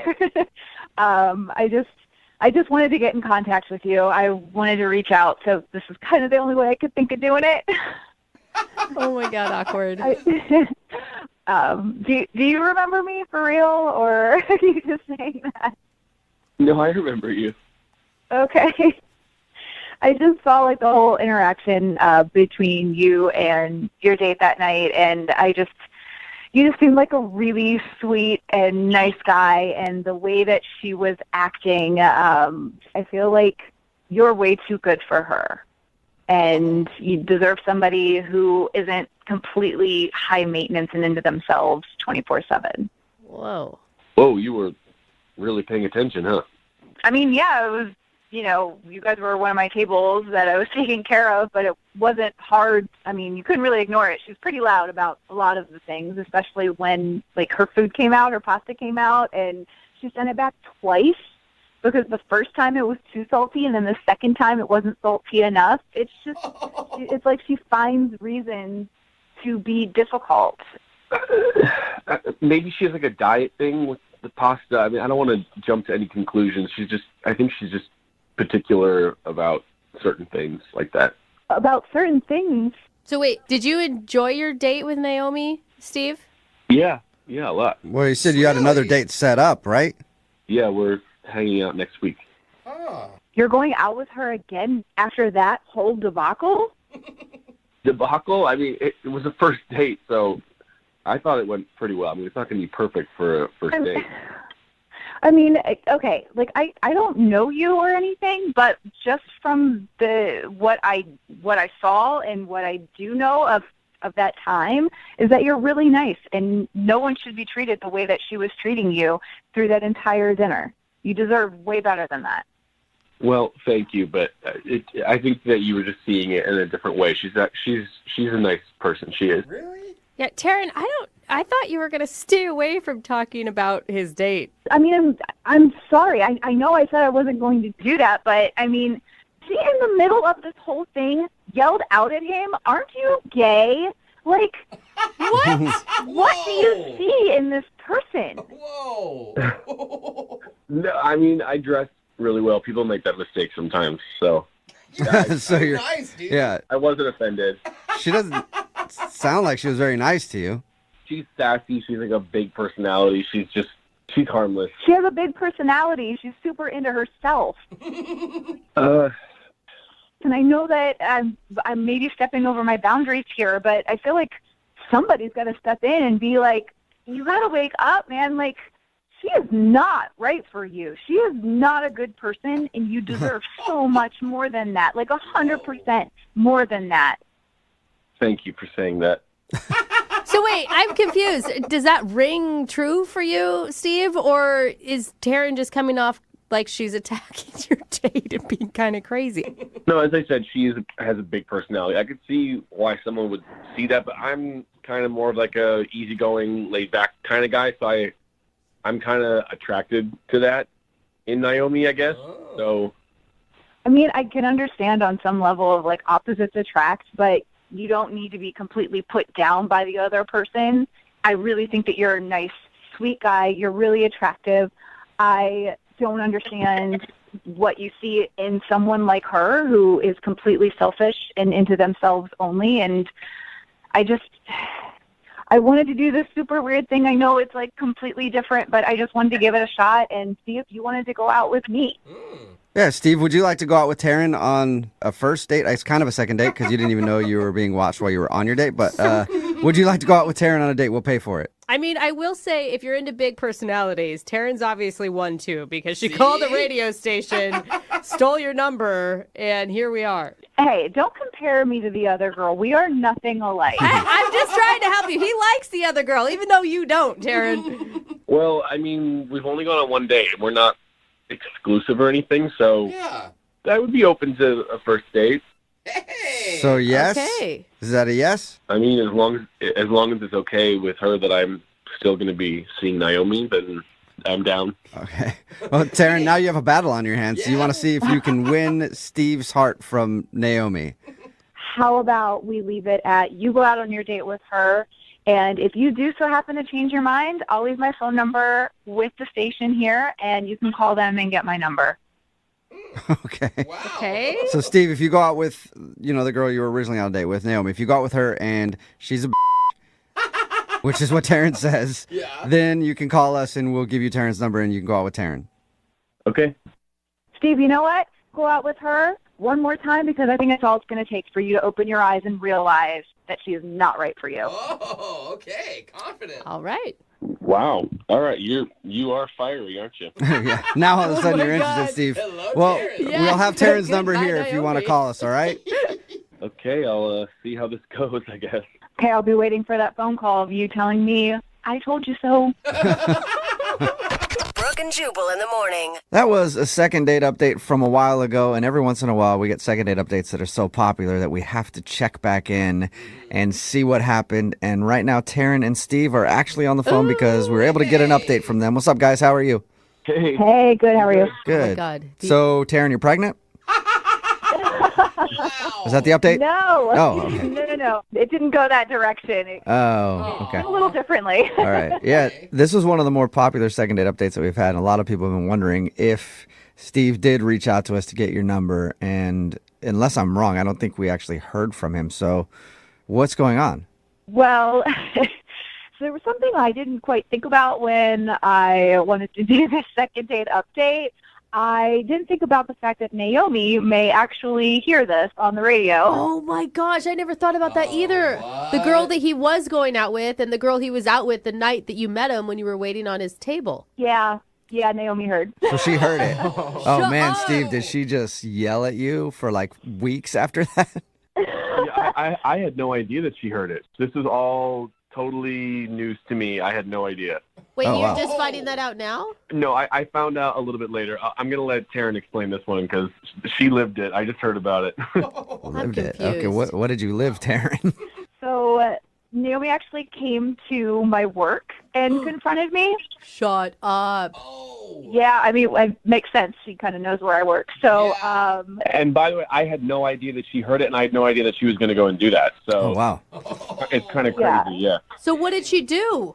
So she came in and basically she wanted to talk. Okay. So we sat down in like a closed section of the restaurant and she just kind of said how she's kind of upset. She kind of felt like I was stealing her guy. Like hearing that on the radio was a little embarrassing for her. Right, and you kind of trash talked Yeah. her when you were on the show with us. I mean, you Was she as horrible then as you saw her on the date? You called her a terrible person. To be honest, I was a little embarrassed because I didn't think that she would A, hear it, and B, confront me at work. So heard her out. We kind of talked through it. And, I mean, we started laughing, and it was like we're both on the same page of, you know, okay, this is kind of funny, weird circumstance. And we're kind of really close friends now. Oh. That's awesome. I love that. Okay, so you guys are homies. Is she dating Steve? Or is anybody dating Steve? Yeah, what's up with you, Steve? You know, after Naomi and I kind of stopped talking and she basically dumped me, I asked Taryn out, but she gave me the no. So Oh, really? And just at that point, Naomi and I had become really good friends, and it's kind of girl code that you just don't date a guy that your girlfriend dated. So You got pushed down. So you actually lost your date, and then now Taryn and Naomi are kind of dating, sort of. I mean, you're friends now. the really wild thing is that I had no idea. So I was on Instagram and I saw a picture of the two of them like on like a friend date, and I'm like, what the heck are those two doing? That's funny. It turned out we had a lot in common. So you like each Wow. other. Okay. So you and Yeah. Naomi BFFs, and Congrats. Steve, you're still single. Yeah, I have a few, things on the back burner. Yeah, you're still single, in other words. Yeah, friend zone. Yeah, you've been friend zoned by them. Do you guys still talk, all three of you, or? No, we're not. We don't really talk, any of us. I mean, those two talk.